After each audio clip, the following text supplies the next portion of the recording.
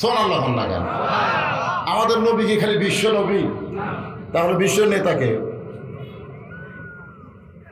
আজকে আমরা সাধারণ মানুষকে নেতা বানায়া তার পিছনে ঘুরঘুর করি, আর নবীর প্রতি দরুদ শরীফ পড়ি। আল্লাহুম্মা সাল্লি আলা সাইয়্যিদিনা। সাইয়্যিদিনা মানে কি? এই সাইয়্যিদিনা মানে কি? সাইয়্যিদিনা মানে আমাদের নেতা। তুমি দরুদে নবীকে নেতা বললা, আর পেশাব করা পানি লাই ওই লুচ্চাকে তুমি নেতা বানালা। খুব খেয়াল করবেন। হোসেন রাদিয়াল্লাহু বললেন, আমার নানা শুধু বিশ্ব নবী নয়, আমার নানা হলো বিশ্ব নেতা। আমার বাবা শুধু বিশ্ব আলেম নয়, আমার বাবা হলো বিশ্ব বীর। আমার মা শুধু খাতুনে জান্নাত নয়, আমার মা হলো ফাতেমাতুজ জোহরা। তোমরা একটা বলো, একটা বাদ দাও। আমার নানাকে তোমরা বিশ্ব নবী বলো, কিন্তু বিশ্ব নেতা কি দিছে? কথা কয় না, কি দিছে? বাদ দিছে। আমার বাবাকে তোমরা বিশ্ব আলেম বলো, কিন্তু বিশ্ব বীর বাদ দিছ। আমার মাকে তোমরা খাতুনে জান্নাত বলো, কিন্তু জোহরা বাদ দিছ। তার মানে তোমাকে কানে হলো বাদ দেওয়া। জোরে কান কি দেওয়া? আজকে আমাদের বাংলাদেশে যে ইসলাম চলতেছে, এটা কি পুরোপুরি না বাদ দেওয়া? একটা গাড়ির মধ্যে চললেও আমরা পুরোপুরি চলি, জানলাতে হাতটা বার করি না, মাথা বার করি না। কি জন্য করি না? যে অন্য গাড়ি এসে আমার হাত ভাঙে যাবে, মাথা ভাঙে যাবে। এই জন্য আমি সুন্দরভাবে গাড়ির মধ্যে থাকি। আল্লাহ বলেছেন উদখুলু ফিস-সিলমি কাফা, পুরাপুরি প্রবেশ করো ইসলাম গাড়ির ভিতরে। সঙ্গে সঙ্গে হোসেন বলতেছে, রে ইয়াজিদের লোকেরা, আমার নানা যদি শুধু বিশ্ব নবী হইতো, তাহলে মক্কা থেকে মদিনায় হিজরত করলো কেন? আমার নানা যদি বিশ্ব নবী হইতো, আবু জেহেল কি করেছে? জাল কোরআনের আলো ঘরে ঘরে যাব। বাবা, তুমি যদি ঘরের মধ্যে কোরআন শরীফ পড়ো, আমি আবু জেহেলের কোনো আপত্তি নাই।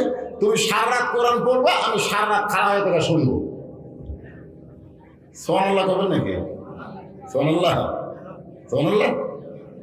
নবী যখন কোরআন শরীফ পড়ে, তখন ওরা সে চুপি চুপি শোনে।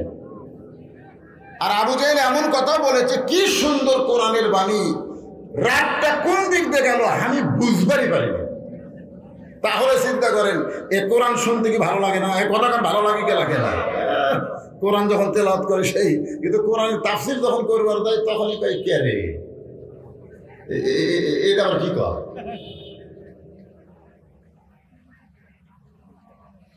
হোসেন বলতেছে, রে এজিদের সামসারা শোনো, আমার নানা যদি শুধু বিশ্ব নবী হইতো, তাহলে মক্কার 37 জন নেতা আমার নানার বাড়ির চারিধারে ঘিরে ধরলো কেন?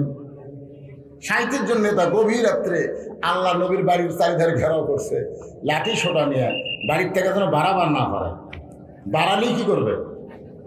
তো নবী হলে তো মারবে না, নেতা হলেই মারবার পাবে। ধরে বান্ধবটা ঠিক কি না? কথা শুন, মসজিদের ইমাম হলে কোনো অসুবিধা নাই, কিন্তু ইমাম যদি হকের কথা বলে তখনই মানুষের কলিজায় আঘাত লাগে। ধরে কথা ঠিক কিনা ভাই? হ্যাঁ, এখন হোসেন বলতেছে, শোনো, সারা রাত পহরা দিচ্ছে আমার নানাকে, বাড়ি থেকে বের হতে দেবে না, বের হলেই তারা মারবে। গভীর রাত্রে আল্লাহ নবী আলীর কানে কানে গিয়ে বলতেছে, আলী, আমার বিছনায় তোমাকে ঘুম পড়া লাগবে, আমার বিছনায় তোমাকে ঘুম পাড়তে হবে। আলী বলতেছে, ইয়া রাসূলুল্লাহ, আমি যদি আপনার বিছনায় ঘুম পাড়ি তাহলে আপনি কি করবেন? রাসূল বলেন, আলী রে, বিশ্ব নেতা হওয়ার জন্য আজকে গভীর রাত্রে আমাকে মক্কা ছেড়ে মদিনায় হিজরত করা লাগবে। কারণ মক্কায় আমি খালি ইমাম রে, মক্কাতে আমি শুধু ইমাম, নেতা হচ্ছে আবু জেহেল। মক্কাতে আমি নেতা হবার পারিনি, আমি নবী শুধু ইমাম হয়েছি, আর নেতা হয়েছে আবু জেহেল। আল্লাহ তাআলা সিস্টেম পরিবর্তন করে আমাকে এমন জায়গায় নিয়ে যাবে যেখানে আমি ইমামও হব, আমি নবী নেতাও হব। সুবহানাল্লাহ।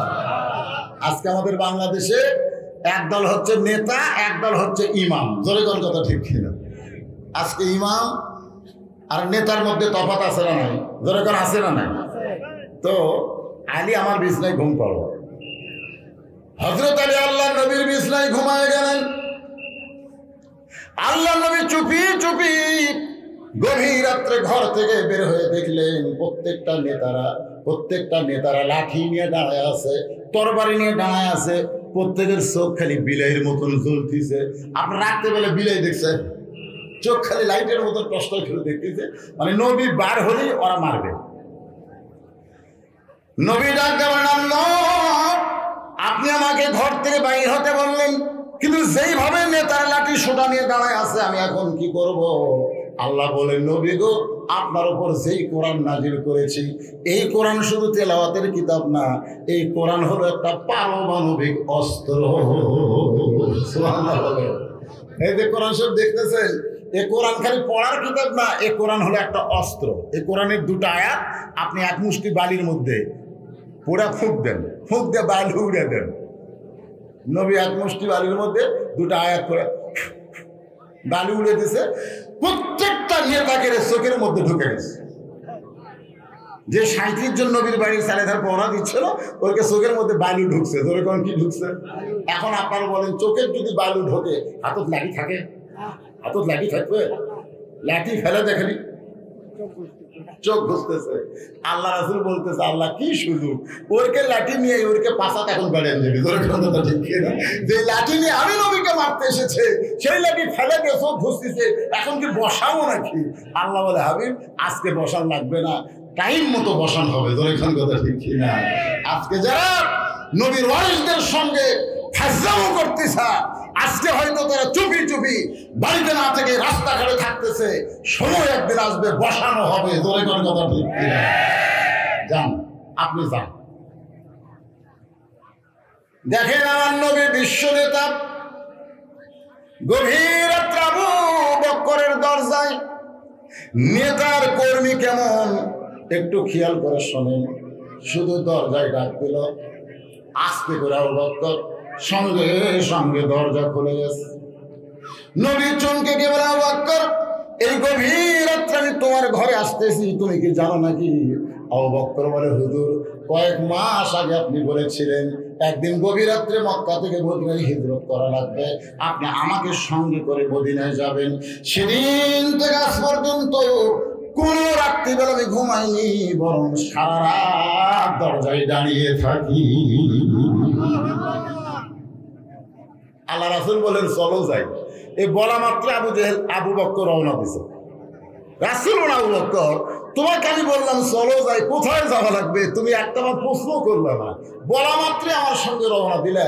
একটাবার তোমার ঘরে যাও, বউ বাচ্চার কাছে একটু বলো। আবু বকর বলে, ইয়া রাসূলুল্লাহ, যেদিন থেকে ঈমানের কলেমা লা ইলাহা ইল্লাল্লাহ মুহাম্মদ রাসূলুল্লাহ গ্রহণ করেছি, সেদিন থেকে আমার গোটা কলিজার মধ্যে আল্লাহ নবী ছাড়া আর কারো জায়গা নেই। কিসের সন্তান, কিসের বউ? আপনি আমাকে ডাকতেছেন আর আমি পিছন দিকে তাকাবো?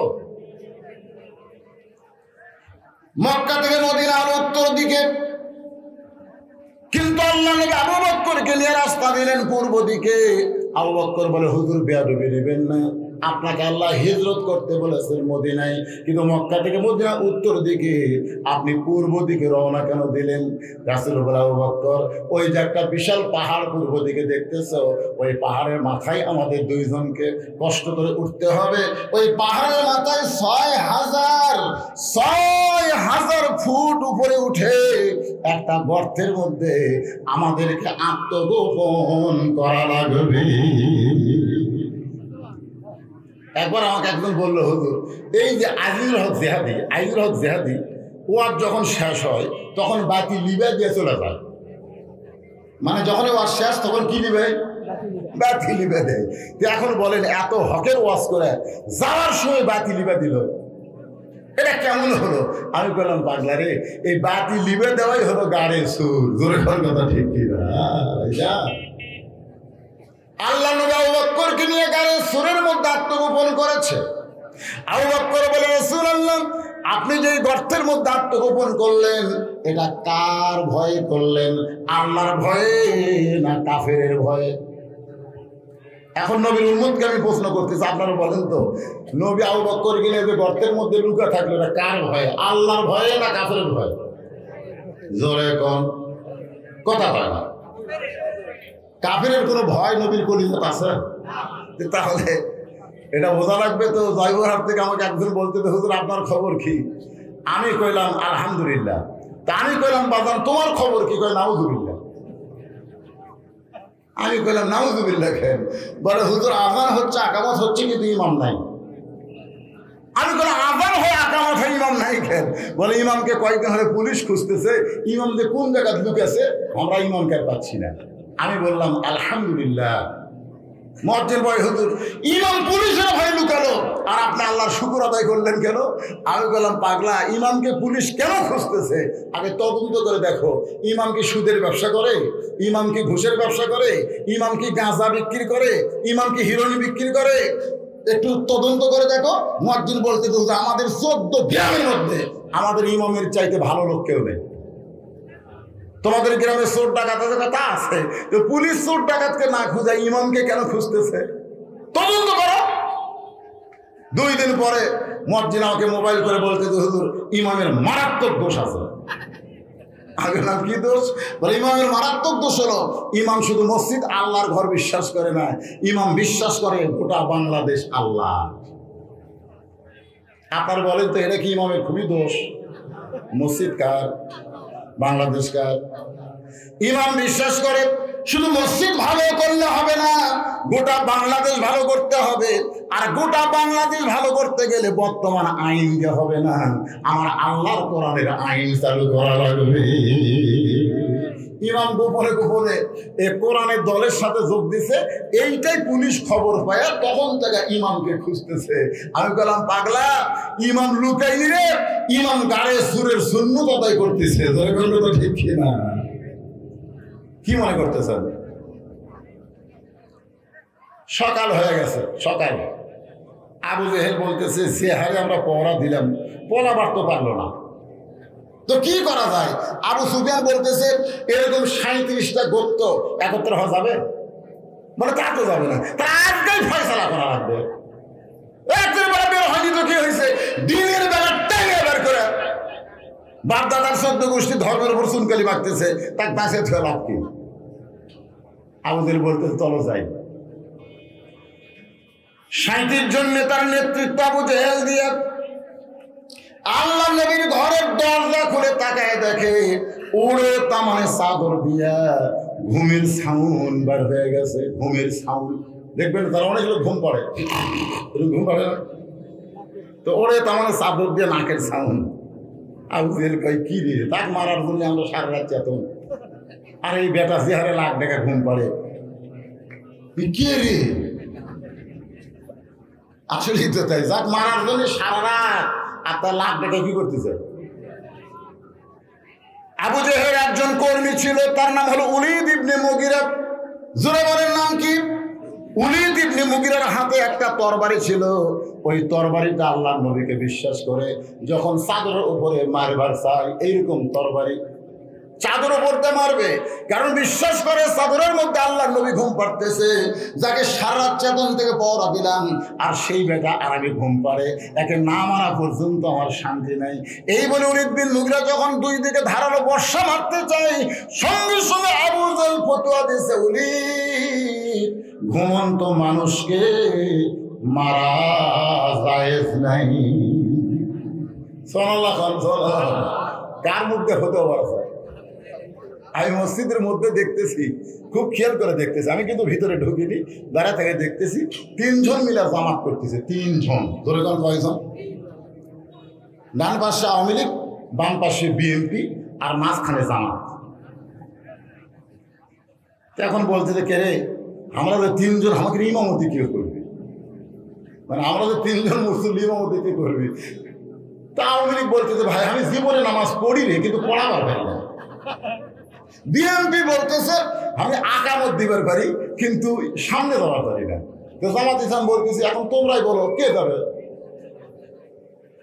তখন আওয়ামী লীগ বলতেছে তুই সামনে যা, আমি কিন্তু যুদ্ধপরাধী ভাই। বলে এই পাগলা, বাইরে তুই যুদ্ধপরাধী, আর ভিতরে আমরা তোকে নেতা হিসাবে ইক্তেদা করতে চাই। জামাত ইসলাম সামনে গেছে, বিএনপি আকামত দিছে, এখন জামাত ইসলাম ইমামতি করতেছে, আর এরা 2 জন মুসল্লি হয়ে বলতেছে ইক্তেদাই তু বিহাযাল ইমাম, আমরা এই নেতাকে ইক্তেদা করতেছি। সুবহানাল্লাহ বলেন না? ফেরেশতা বলে আল্লাহ কি দেখতেছি, যারা বাইরে থাকলে 14 দল 20 দল, কিন্তু তোমার ঘরের মধ্যে এক কাতার। আল্লাহ বলতেছে বাংলাদেশের সব দলের মুসলমান বিশ্বাস করে মসজিদ আল্লাহর ঘর। সব দলের মুসলমান, আওয়ামী লীগ কোন, বিএনপি কোন, জাতীয় পার্টি কোন, জামাত কোন, সবাই বিশ্বাস করে মসজিদ কার ঘর? মসজিদ যেমন আল্লাহর ঘর বিশ্বাস করে, তেমনি বিশ্বাস যদি সবাই করে শুধু মসজিদ আল্লাহর না, গোটা বাংলাদেশও আল্লাহর। তাহলে মসজিদের ভিতরে যেই কাতার হচ্ছে, বাইরে 14 দল 20 দল ভাঙ্গা সবাই এক দল হয়ে যাবে।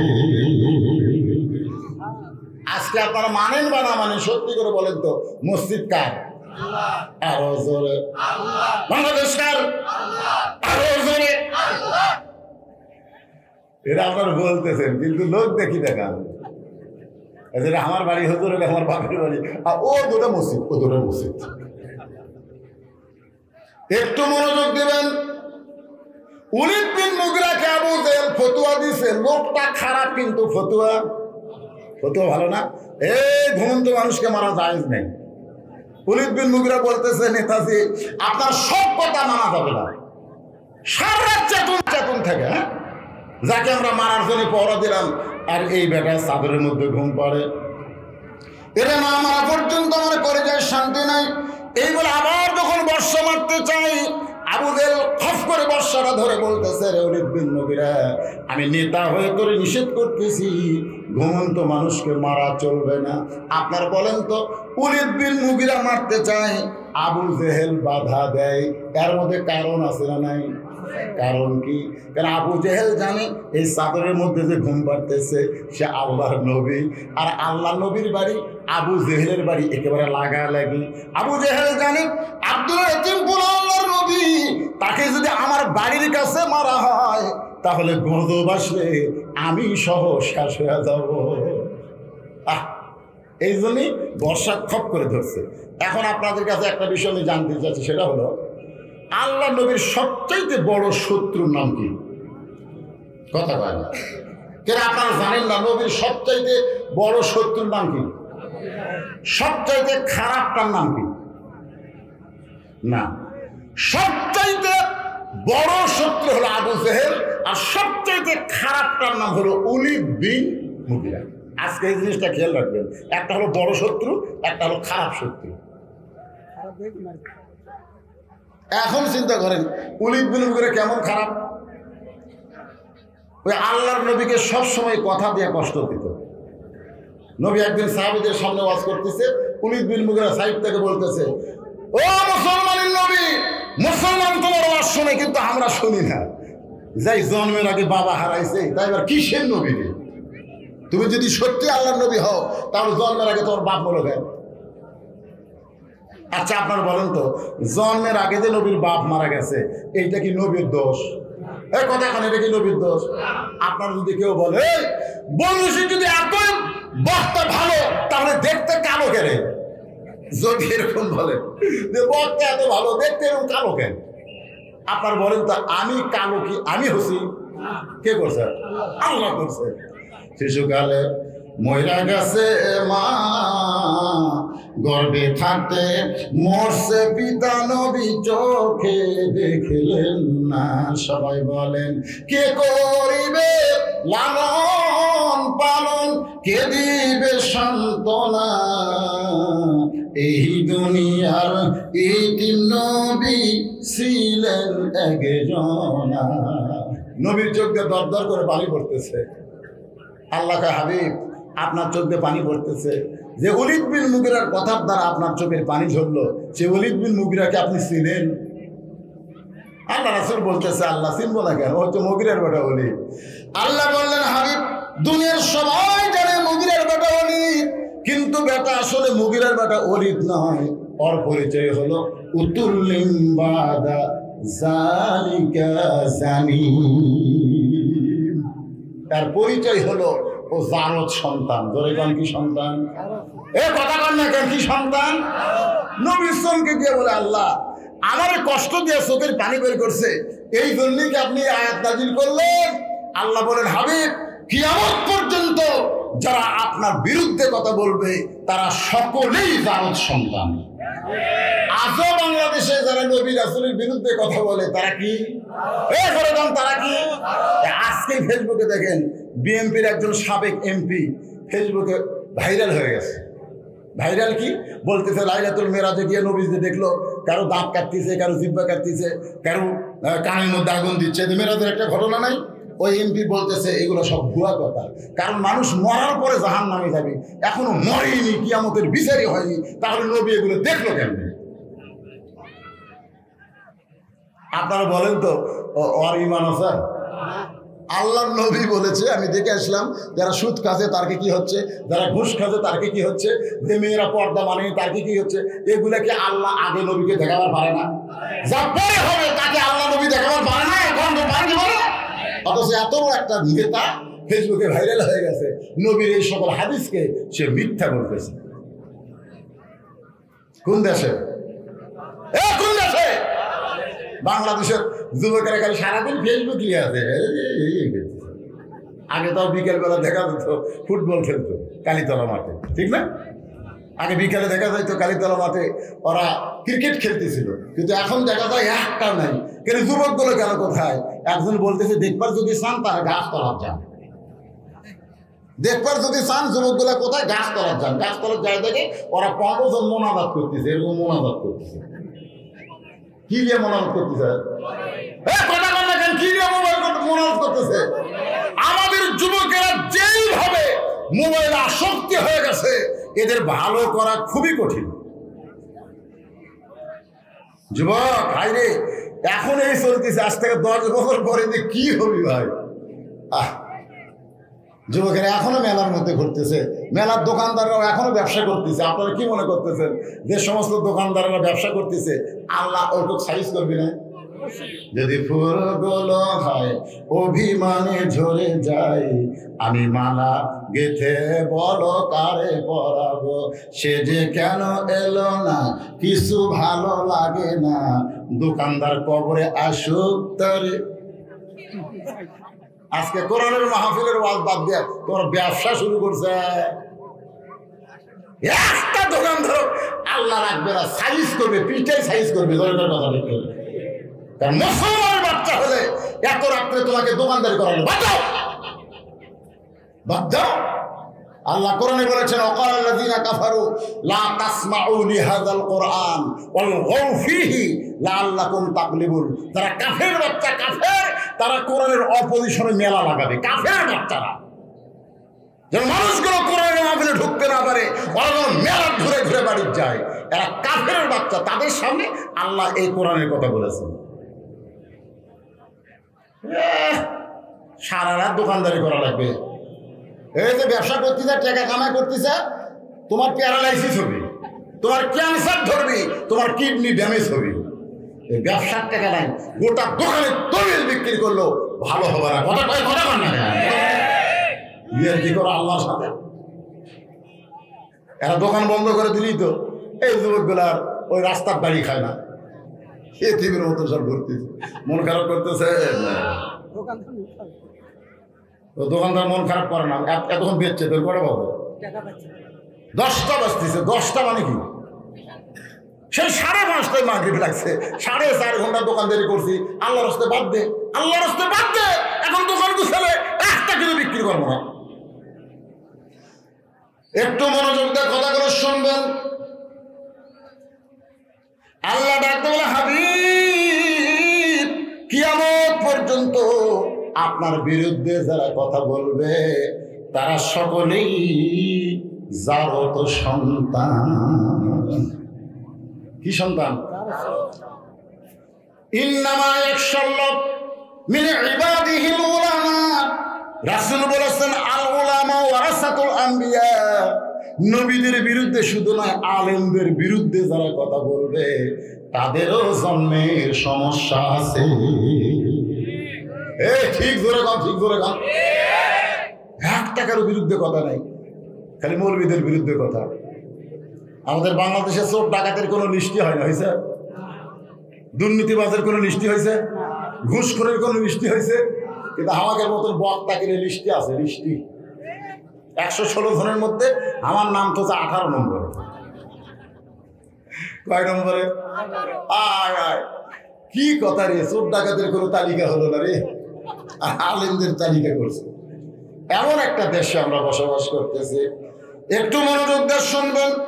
আল্লাহ নবী সাইজ হয়েছে কোরআন পাইয়া, ধরে কান কি পাইয়া? কয়েকদিন পরে উলিদ বিন মুগিরা যখন নবীকে আবার খারাপ কথা বলতে চাচ্ছে, এমন সময় নবী বললেন উতুল্লিন বাদা যালিকা জানিন। যেই বলছে উতুল্লিন বাদা যালিকা জানিন, সঙ্গে সঙ্গে উলিদ বিন মুগিরা মারছে দৌড়। দৌড় মারার কারণ হলো মক্কার কাফেরেরা আরবি বোঝে। বেগম কি বোঝে? এটা আল্লাহ নবী যে কইছে উতুল্লিন বাদা যালিকা জানিন, এটা উলিদ বিন মুগিরা বুঝবার পারছে, কিন্তু আমাদের বাংলাদেশের নেতারা আরবি বোঝে। আমি বহু মোনাজাতে আরবিতে দোয়া করছি, বহু মোনাজাতে। হ্যাঁ, আমাদের বিরুদ্ধে কথা কয়, আবার আমাদের কয় মোনাজাত করে হুজুর আমি আরবিতে দোয়া করি, ওরা না বুঝে খালি আমি মনে মনে ওস্তাদের মার শেষ আসবে। হুজুরের বিরুদ্ধে লাগিস না রে, যদি বাংলার তার বেড়েছে আরবি মার দিবি, জনগণ কথা শিখতে না। আপনারা কি মনে করছেন মোরা দেখ তোরকে 14 গোষ্ঠীর মধ্যে জানাজা করার কোনো লোক নাই, আমাদেরকে ডাকতে হবে জানাজায়। আমরা জানাজায় আল্লাহ আকবার করার পরে একটা দোয়াও করবো না, যদি কই বড় দোয়া করবো, বুঝতে পারবি? কবর যা, তারপরে ঠেলা বুঝবি, ঠেলা বুঝবি। আলেমদের বিরুদ্ধে লাগা যাবে। সঙ্গে সঙ্গে উলিদ বিন মুগিরা মারছে দৌড়, এক দৌড়ে চলে গেছে মায়ের কাছে। জোরে গান কার কাছে? কারণ সন্তান ভালো না মন্দ এটা জানি কে? আমার এলাকার এক ছেলে কয় হুজুর 11 মাস আমার খিদে নেই, কিন্তু রমজান মাস উঠলি, চাঁদ উঠলি আমার খিদে বেড়ে যায়। এতে বাকি যে 11 মাস ওর খিদে লাগে না, কিন্তু চাঁদ উঠলে রোজার ওর খিদে বেড়ে যায়। হুজুর রমজান মাসে আমার এত খিদে কেন? তা আমি কইলাম এটা যদি জানবার চাস তোর মায়ের কাছে যাও। আমার মা কিভাবে জানবে? আর যার জিজ্ঞেস কর, দেখ তো কর পারে কেন। আমার কথা তোর মায়ের কাছে বলতেছে মা 11 মাস আমার খিদে নাই, রোজার মাসে তো খিদে খেন। তখন আমার মা আফসোস করে বলতেছে তোর দাদি এই সর্বনাশ করছে। তোর দাদি, তুই যখন আমার পেটে ছিলি রোজার মাসে তোর দাদি আমারে কইছে বৌমা এবার রোজা রাখা চলবে না, কারণ রোজা রাখলে আমার নাতি পেটের মধ্যে শুকিয়ে যাবে। তোর জন্য খালি তুমি তাজা, তোর জন্য তোর দাদি আমার জোর করে রোজা ভাঙাছে। রোজার মাসে আমিও খাসি, পেটের থেকে তুইও খাসু। এই রোজার মাসে তোর খাওয়ার অভ্যাস, এই জন্যই তুই রোজা থাকতে পারিস না। একজন খ্রিস্টান নেপোলিয়নও বলেছে ভালো একটা সন্তান চাও তাহলে ভালো একটা মায়ের দরকার। ভালো একটা কিসের দরকার? ভালো মা। এই পৃথিবীর মধ্যে সবচেয়ে ভালো মা, তার নাম হলো খাতুনে জান্নাত ফাতেমা তুজ জোহরা। জোরে বলুন সুবহানাল্লাহ। হোসেন বলতেছে রে ইয়াজিদের সামসারা, আমার মা শুধু খাতুনে জান্নাত নয়, আমার মা হলো জোহরা। জোরে বলুন আমার মা কি? তোমরা শুধু খাতুনে জান্নাত বলো, কিন্তু জোহরা কেন বাদ দাও? এখন আমার সামনে যত মানুষ বসে আছে, যদি আপনাদেরকে বলি জোহরা মানে কি, জোহরা মানে কি? আব্দুল কাদের জিলানী রহমতুল্লাহ আলাইহি জান্নাতুল বাকি জিয়ারত করতেছেন। জান্নাতুল বাকি তো হাদিস সাহেব দেখাইছেন, আপনি কোন সময় গেছিলেন? 13। মাশাআল্লাহ। জান্নাতুল বাকি যেখানে হাজার হাজার সাহাবী শুয়ে আছে, সুবহানাল্লাহ, সে জান্নাতুল বাকি জিয়ারত করতেছে আব্দুল কাদের জিলানী।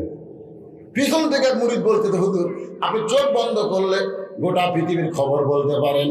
হুজুর আপনি একটু চোখ বন্ধ করে দেখেন তো এই জান্নাতুল বাকির কোন জায়গায় ফাতেমার কবর। একটু চোখ বন্ধ করে দেখেন। অনেক মুরিদের ধারণা বিশ্বের চোখ বন্ধ করলে গোটা পৃথিবীর খবর জানে, এরকম কিছু মুরিদ আছে না নাই? হুজুর একটু চোখ বন্ধ করে দেখেন জান্নাতুল বাকির কোন জায়গায় ফাতেমার কবর। সঙ্গে সঙ্গে আব্দুল কাদের জিলানী ছোট বাচ্চার মতন কান্না শুরু করে দিলেন। মুরিদরা বলে হুজুর কান্দেন কেন? আব্দুল কাদের জিলানী বলে এই জান্নাতুল বাকির মধ্যে মা ফাতেমার কবর আছে, তবে কবরটা কোন জায়গায়, কবরটা কোন জায়গায় এটা কিয়ামত পর্যন্ত কেউ বলতে পারবে না। সুবহানাল্লাহ বলেন না? সমস্ত মুরিদ কয় হুজুর জান্নাতুল বাকির মধ্যেই কবর আছে, তবে কবরটা কোন জায়গায় এটা কেন বলতে পারবে না? আব্দুল কাদের জিলানী বললেন, আমার মা ফাতেমা হলো জহুরা। আমার মা ফাতেমা কি? সমস্ত মুরিদ বলে, হুজুর জহুরা মানে কি? আব্দুল কাদের জিলানী বললেন, জহুরা মানে যদি শুনবার চাও তাহলে শোনো, এশার নামাজের পরে হযরত আলী ঘরের মধ্যে ঢুকছে। প্রত্যেকটা পুরুষ মানুষ এশার নামাজের পরে কোথায় ঢোকা লাগবে? ঘরের মধ্যে ঢুকতে হবে। রাসূল বলেছেন, এশার পরে কোনো গাল গল্প করো না, বরং তোমরা ঘুমায় যাও, ফজরের জামাত তোমাদেরকে আদায় করা লাগবে। হযরত আলী ঘরের মধ্যে ঢুকে দেখে মা ফাতেমা সুন্দরী। মা ফাতেমা কেমন সুন্দরী? আল্লাহ রাসূল একদিন বলেছেন যে আল্লাহ আমার মেয়ে ফাতেমাকে এত সুন্দরী করেছে, বেহেশতের হুরেরা যদি ফাতেমাকে দেখে তাহলে লজ্জিত হবে। ধরে কেন? তাহলে কেমন সুন্দরী এটার বয়ানের দরকার নেই। তো সুন্দরী তো সুন্দরী, আবার সাজে গুজে সাইজ হয়ে আছে। আলী ঘরের মধ্যে ঢুকে দেখে হাসান হোসেনকে সুন্দর করে সাজায় দিয়েছে, ঘরের যে বিছনা সেটাও সুন্দর করছে। হযরত আলী বললেন, ফাতেমা তুমি সাইজা বুইজা সুন্দরী, হাসান হোসেনকে সাজাই দিয়ে ঘরটা সাজাইছো। ফাতেমার সঙ্গে সঙ্গে দুইটা সন্তানকে বুকের মধ্যে নিয়ে কপালে চুমো দিয়ে বলে, বাবা তোমরা দুই ভাই একটু অন্য ঘরে যাও, তোমরা দুই ভাই একটু অন্য ঘরে যাও। হাসান হোসেন অন্য ঘরে যখন রওনা দেয়, সঙ্গে সঙ্গে ফাতেমা ঘরের দরজা বন্ধ করেছে। যেই মাত্র দরজা বন্ধ করেছে, আপনি বলেন তো সন্তানকে বের করে দিয়া বউ যদি ঘরের দরজা বন্ধ করে তাহলে স্বামী খুশি না বেজার? কথা কয় না, স্বামী খুশি না বেজার? এর কি দেখলো রে? কে রে এখন এই ফতুয়া কে চালো না? তাহলে আপনি দিবেন না ফতুয়া? সব হবি মোনাজতের আগে। কিসের আগে নিবে? আগে আর জায়গা নাই তো বললাম, এই গরমের মধ্যে বুঝতেছেন এখনো ঠান্ডা পড়েনি তো। এই মনোযোগ দিয়ে শুনতেছেন? ওলীদ বিন মুগিরা গেছে কার কাছে? মা উতুল্লিম বাদা জালিকা জানিম। যেই কইছে উতুল্লিম বাদা জালিকা জানিম, ওলীদ বিন মুগিরার মা কান্দের বলে, এত বছর পরে এই গোপন খবর তোকে কে দিল? এত বছর পর তুই জুয়ান তাগড়া হয়ে গেছিস, এত বছর পরে এই গোপন খবর তোকে কে দিল? ওলীদ বিন মুগিরা চুপ করে বলে, মা খবর কি? বলে, তুই যে জারদ সন্তান, এইটা একমাত্র আল্লাহ ছাড়া, আমি ছাড়া দুনিয়ার কেউ জানে না। এই গোপন খবর তোকে কে দিল? যে গোপন খবর দিছে সে সাধারণ কোনো মানুষ না রে। ওলীদ বিন মুগিরা বলে, আমি দুই চোখে তাকে দেখতে পারি না। মা বলতেছে, তুই দেখবার না পারলে কি হবে? সে দুনিয়ার সাধারণ কোনো মানুষ না। ওলীদ বিন মুগিরা মাকে চাপে ধরে বলতেছে, আসল ঘটনা কি? মা বলতেছে, আসল ঘটনা হলো তোর বাবা ব্যবসার কাজে বাইরে গেছে, মাসের পর মাস তোর বাবার বাড়িতে আসে না। আমার মধ্যে এক সময় ব্যারাম ঢুকলো, একা একা কেন ভালো লাগে না, মন যেন বসে না, আমার কি হতে কি হয়ে গেল। যারা দুয়ান তাগড়া বউ থুয়া মালয়েশিয়ায় গেছে, সৌদি আরবে গেছে, তাদের বউগুলো এখন বড় বিপদে আছে। এ কথা কোন ঠিক কিনা ভাই? ওলীদ বিন মুগিরার মা বলতেছে, তোর বাবা ব্যবসার কাজে বাইরে যায়, ব্যবসায় এত লাভ, এর লাভের ধান্দাত পড়ে, টাকার ধান্দাত পড়ে আমি যুবতী বউ বাড়িতে আছি, এইটা তোর বাপের মনেই নাই। এটা তোর বাপের কি নাই? মনে নাই। বলতেছে, বাজান আমার মধ্যে একটা ব্যারাম ঢুকলো, কারণ পুরুষ মানুষ যদি বাড়িতে না থাকে, মেয়ে মানুষের অবস্থাটা কি হয়? আমি আস্তে আস্তে ঘরের ছাদের উপরে গেলাম, যে ঘরের ছাদের উপরে গিয়ে দেখি তোর বাপের ছোট ভাই। ওলীদ বিন মুগিরাকে বলতেছে, তোর বাপের ছোট ভাই আমার ঘরের চারিধারে তাওয়াফ করতেছে। তাওয়াফ বোঝেন? দেখবেন যেই বাড়িতে ভাই থাকে না, সেই ভাবির বাড়িতে তাওয়াফ হয়। তাওয়াফ এই দেওরা গুলো তোর এখন কারা কথা কয় না। আপনার হয়তো এলাকার লোক কেউ বিদেশে পৌঁছে যায়নি।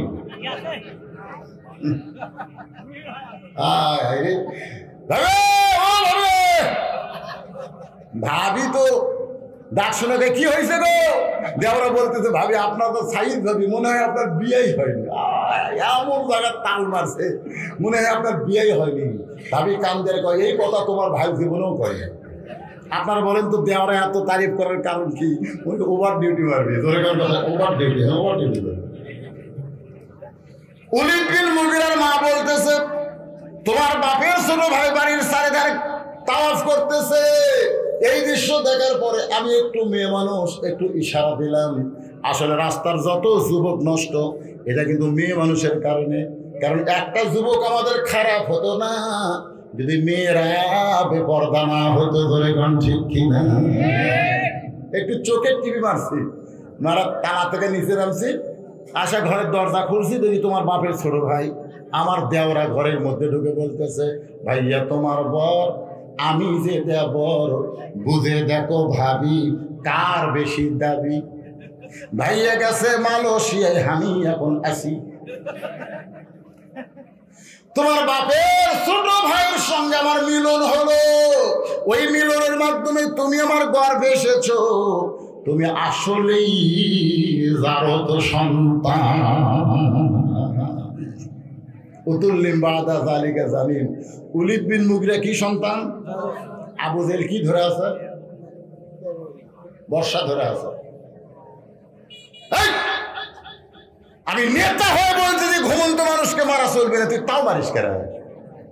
এই জন্য খপ করে বর্ষা ধরছে। বর্ষা ধরার পর আবু জেহেল এবার চাদর টান দিচ্ছে। জোরে কোন কি টান? চাদরের ভিতরে কে ঘুম পাড়তেছে? আলী। এটা না হয় আপনারা জানেন, ওরা তো আর জানে না। এরকম বর্ষা ধরে যেই মাত্র চাদর টান মারছে, সঙ্গে সঙ্গে 37 জন নেতার চোখ সারা রাত জাগার কারণে, চোখের মধ্যে বায়ু বলার কারণে চোখ তো ছোট হয়ে গেছে। ধরেন কি হয়ে গেছে, কিন্তু চাদর টান দেওয়ার পরে এরকম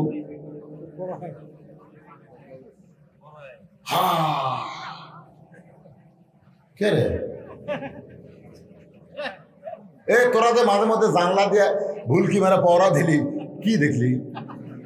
কই ভাই আমরা যতবার দেখছি এইভাবেই তো আছে। আবু জেহেল বলতে, আলী নবী পলাইছে কোন দিক দিয়ে? কেরে আলী নবী কোন দিক দিয়ে পলাইলো? আলী খালি মুস্কি মুস্কি হাসে। আবু জেহেল বলে, হাসিস কেন? বলে, হাসার কারণ হলো তোমরা পওরা দিলে, তোমরা পওরা দিলে কোন দিক দিয়ে গেল তোমরা বলবার পারো না, আর আমি ঘুমের মানুষ কিভাবে কই? এই জন্য রাসূল বলেছে, আনা মাদিনাতুল ইলমি ওয়া আলী বাবুহা, আমি হচ্ছে ইলমের শহর, আলী হচ্ছে তার দরওয়াজা। সুবহানাল্লাহ। এমন কথা হযরত আলী বলেছে। আবু জেহেলের মুকুট পড়ছে ছাই, সবাই বলতেছে চলো যাই, চলো যাই। এখন পর্যন্ত বেশি দূর যাওয়ার পারেনি। আমাদের মনে হচ্ছে পাহাড়ের কোনো গুহার মধ্যে আশ্রয় নিছে। মক্কার যত পাহাড় আছে আমরা সব পাহাড় ঘেরাও করব, সব পাহাড়। এই কথা বলে যখন সমস্ত 37 জন নেতারা দাবার যাচ্ছে, সঙ্গে সঙ্গে হযরত আলী ওই যে ঘুমের ঘর থেকে দাঁড়িয়ে বাহিরে আসে, বাহিরে চলে আসে। ওই 37 জন নেতাকে বলছে, ওই নেতারা, আমার নবীকে তোমরা খুঁজবে, কোন গুহার মধ্যে আছে নবীকে তোমরা খুঁজে বের করবে, আমার দিকে তাকাও। এই দেখেন আবু সুফিয়ান বলতেছে, এই বেটা চাদরের মধ্যে ঘুম পড়ে, নবী চলে গেল, আবার বুড়ো লোক দেখায়, এক সাইজ করা দরকার। হয়তো আলী বলতেছে, সাইজ করার জন্যই তো ডাকতেছি, আয় আয়। কেন? হযরত আলী জানে, হযরত আলী জানেন, ইন্না নাহনু নাযালনা যিকরা ওয়া ইন্না লাহু লাহাফিজুন। এই কোরআন হেফাজত আল্লাহ করবে। আর কোরআন কাগজে লেখা শুধু কোরআন না, কোরআন হলো বাস্তব আল্লাহর নবী। ধরে কোন ঠিক কিনা? এই জন্য বলতেছে আয়। আবু জেহেল বলতেছে দরকার নাই, দরকার নাই। কারণ হাসান কি বলেছে, আমার বাবা শুধু বিশ্ব আলেম নয়, আমার বাবা কি বিশ্ববীর। খালি বলবি আজকে আমাদের মতন কিছু আলেম আছে, তার আলেম কিন্তু বীর নয়, যার কারণে হক কথা বাকি থই। ধরে তোর কথা ঠিক কিনা? মসজিদের মেম্বরে বসে কেশিয়ার সাহেব সিয়ারে নামাজ পড়ে, একদিনও পায় না। মসজিদের মেম্বর বসে ওয়াজ করে, মসজিদের সভাপতি সিয়ারে নামাজ পড়ে, একদিনও পায় না। কি জন্য কয় না? যদি বলি তাহলে হয়তো আমার চাকরি থাকবে না। আপনি জানেন মসজিদের একটা চেয়ার ভাঙ্গা একটা হজের সওয়াব। এই কথা কন না কেন, মসজিদের একটা চেয়ার আপনি বাইরে ভাঙবেন একটা হজের সওয়াব পাবেন। আর আমরা হুজুররা কথা কই না। এই জন্য হোসেন বলতেছে আমার বাবা শুধু আলেম না, বিশ্ববীর। কেমন বীর? কেমন বীর? শোনেন হাদিসটা, মা হাদান ইয়াদখুলুল জান্নাত ইউহিব্বু ইয়ারজি ইলা দুনিয়া ওয়া লাহু মা'আল আরদি মিন শাইইন ইল্লা শাহীদুন ইয়াতামান্না আইয়ারজি ইলা দুনিয়া ফায়ুক্তাল আশারা মাররাতান লিমা ইয়ারা মিনাল কারামাতি। রাওয়াহুল বুখারী কিতাবুল মাগাজি। এই তিনটা একসাথে উঠলো করে কি?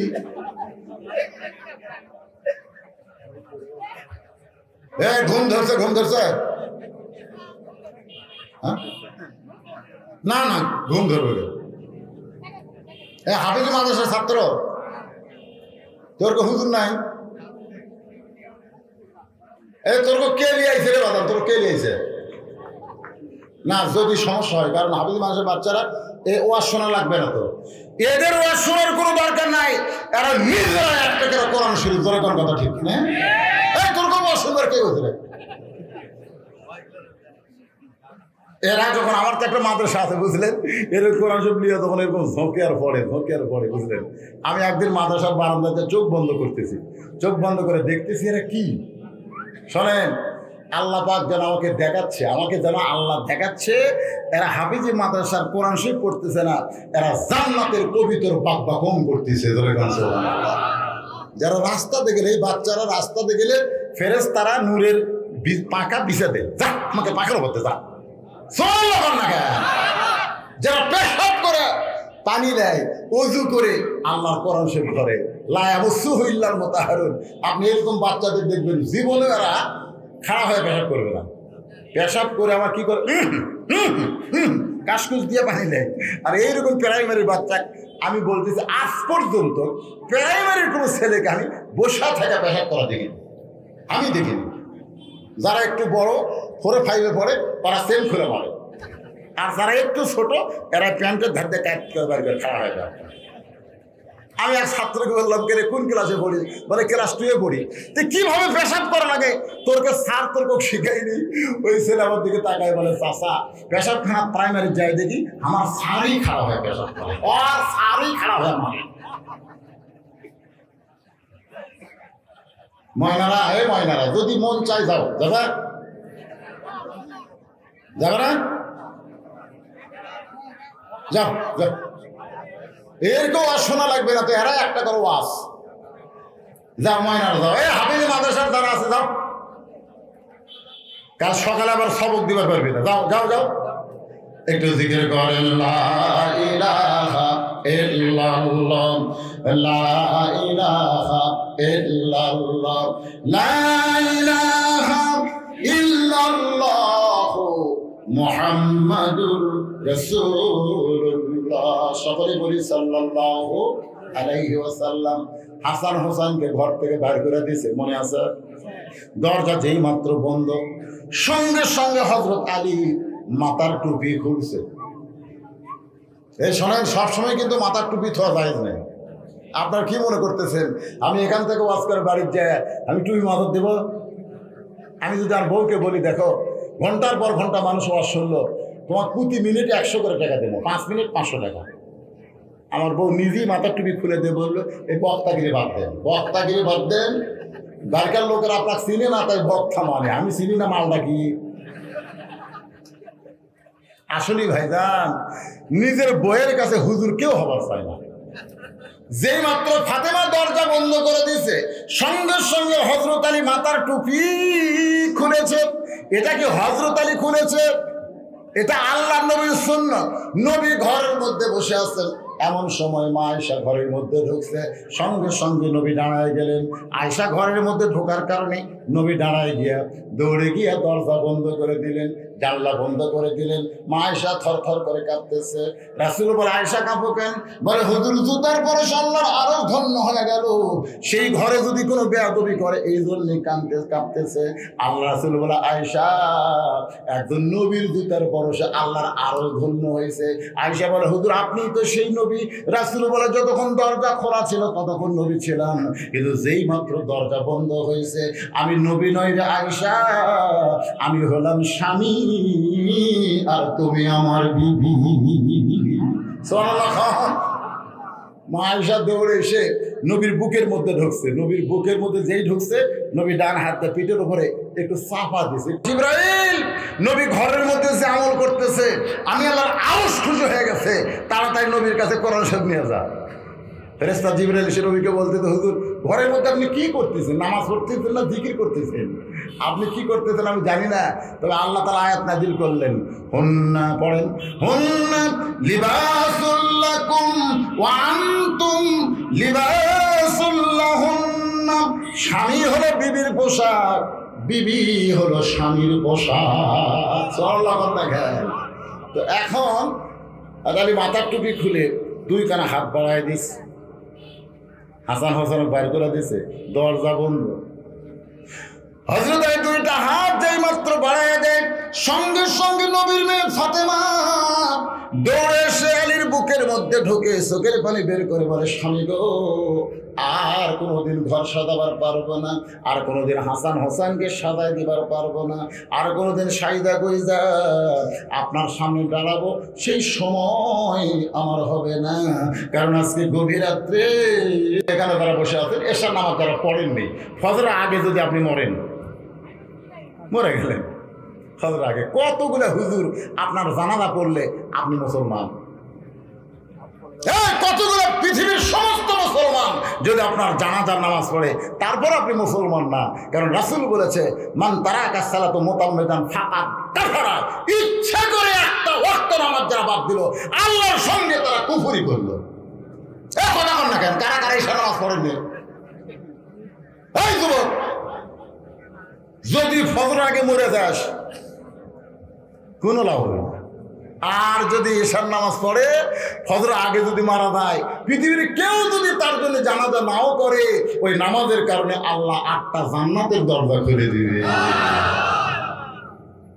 বিশ্বাস আছে? এজন্য সবাই আমার সঙ্গে বলেন, আসলে যাইতে হবে। সুন্দর করে বলা যাবে না, আসলে। ফাতেমা বলে, স্বামী আসলে যাইতে হবে।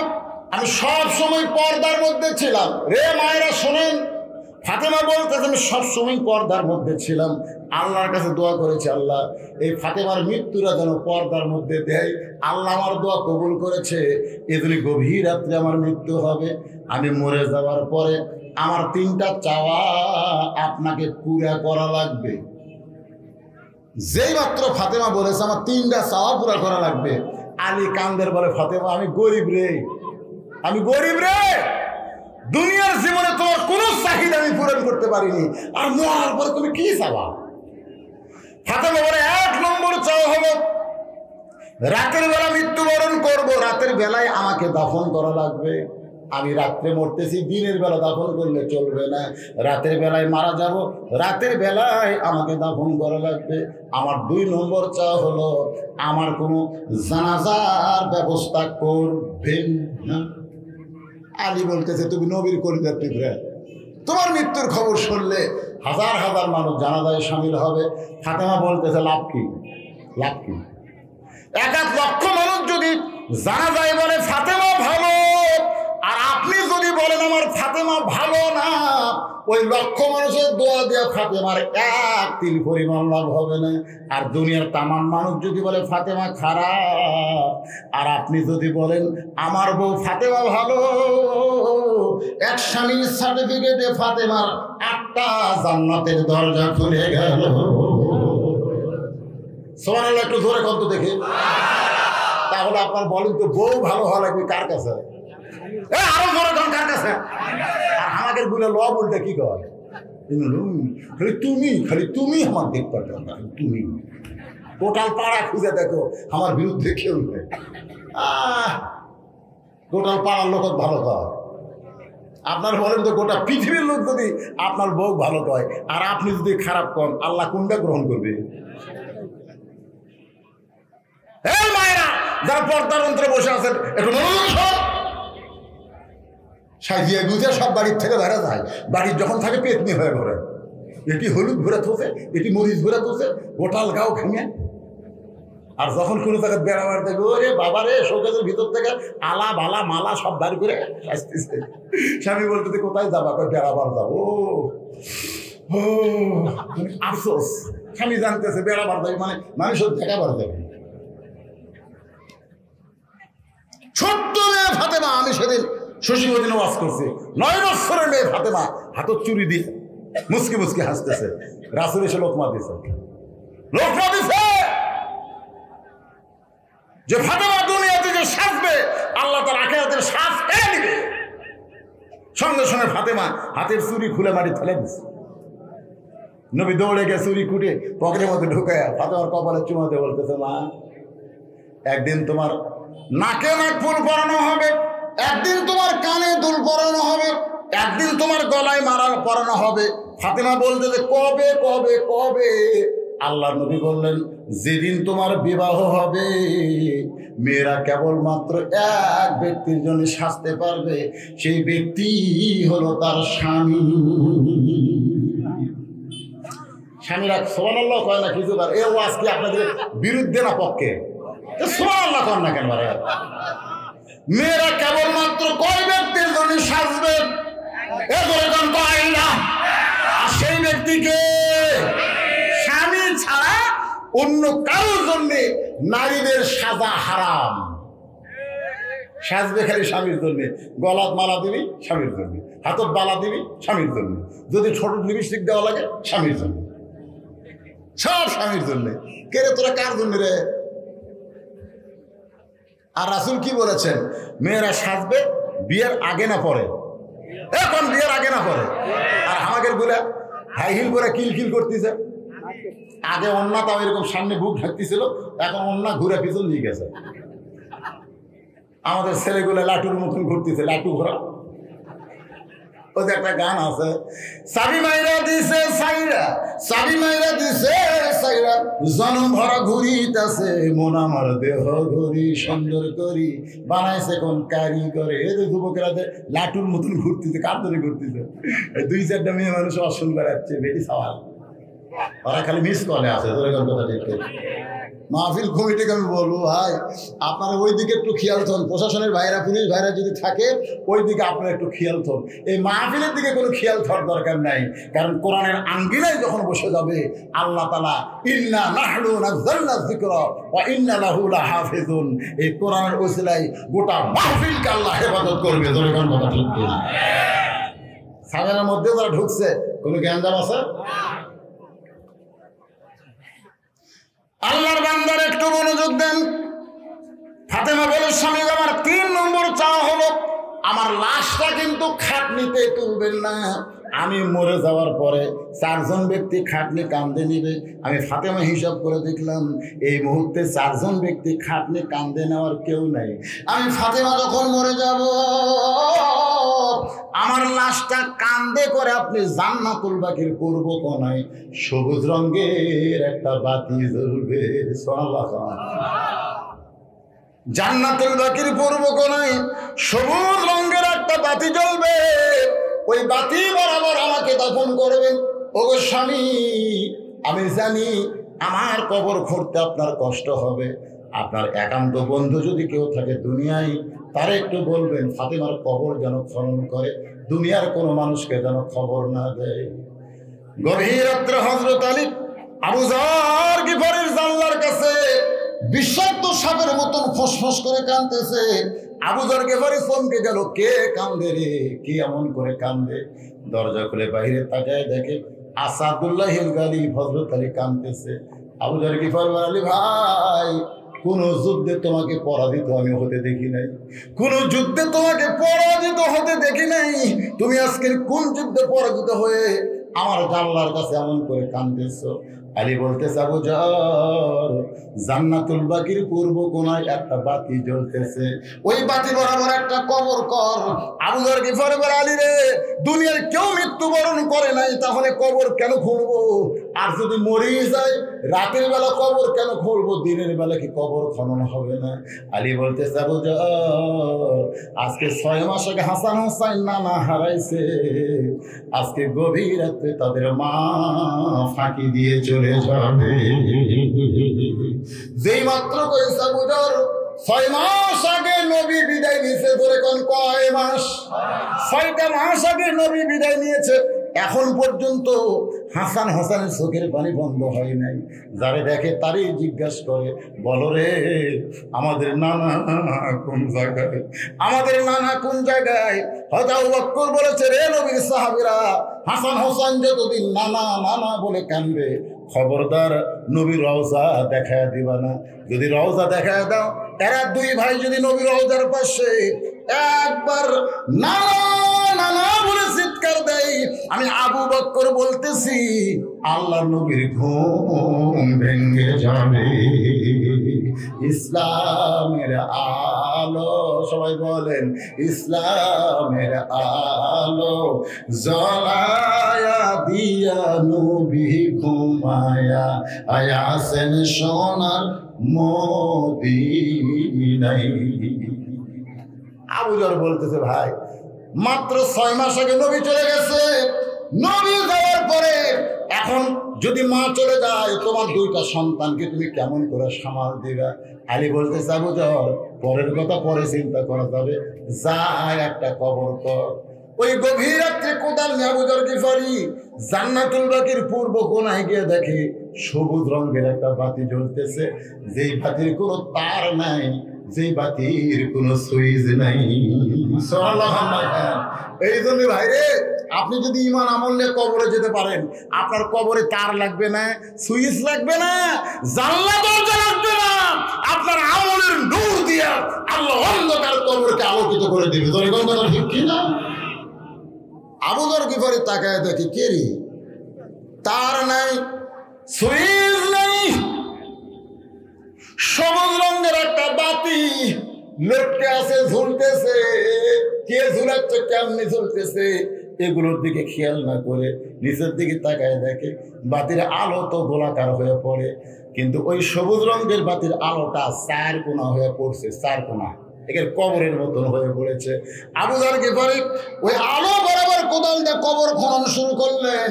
কবর খুঁড়তে খুঁড়তে এক সময় আবেগে, অনেক সময় মানুষের বিবেক হেরে যায়, আবেগে কথা বলে। ধরে কোন কথা ঠিক কিনা? আবেগে বলতেছে, কবর রে, তুই কি বলতে পারিস রে কবর, এই গভীর রাত্রে আমি কেন কবর খুঁড়তে আসলাম? মানুষ মরে গেলে দিনের বেলায় তো কবর খুঁড়লে হয় রে কবর, কিন্তু গভীর রাত্রে কেন কবর খুঁড়তে আসলাম? কবর রে, তুই জানিস না রে কবর, আজকে গভীর রাত্রে তোর মধ্যে এমন একজন মহিষী নারীকে দাফন করা হবে, আল্লাহ নবীর মেয়ে হওয়ার পরেও রাসূল তাকে মা বলে ডেকেছে। সুবহানাল্লাহ। আল্লাহ রাসূলের কি মেয়ে? মেয়ে হওয়ার পরেও রাসূল তাকে কি বলে ডাকছে? জোরে বলেন না, কি বলে ডাকছে? মা।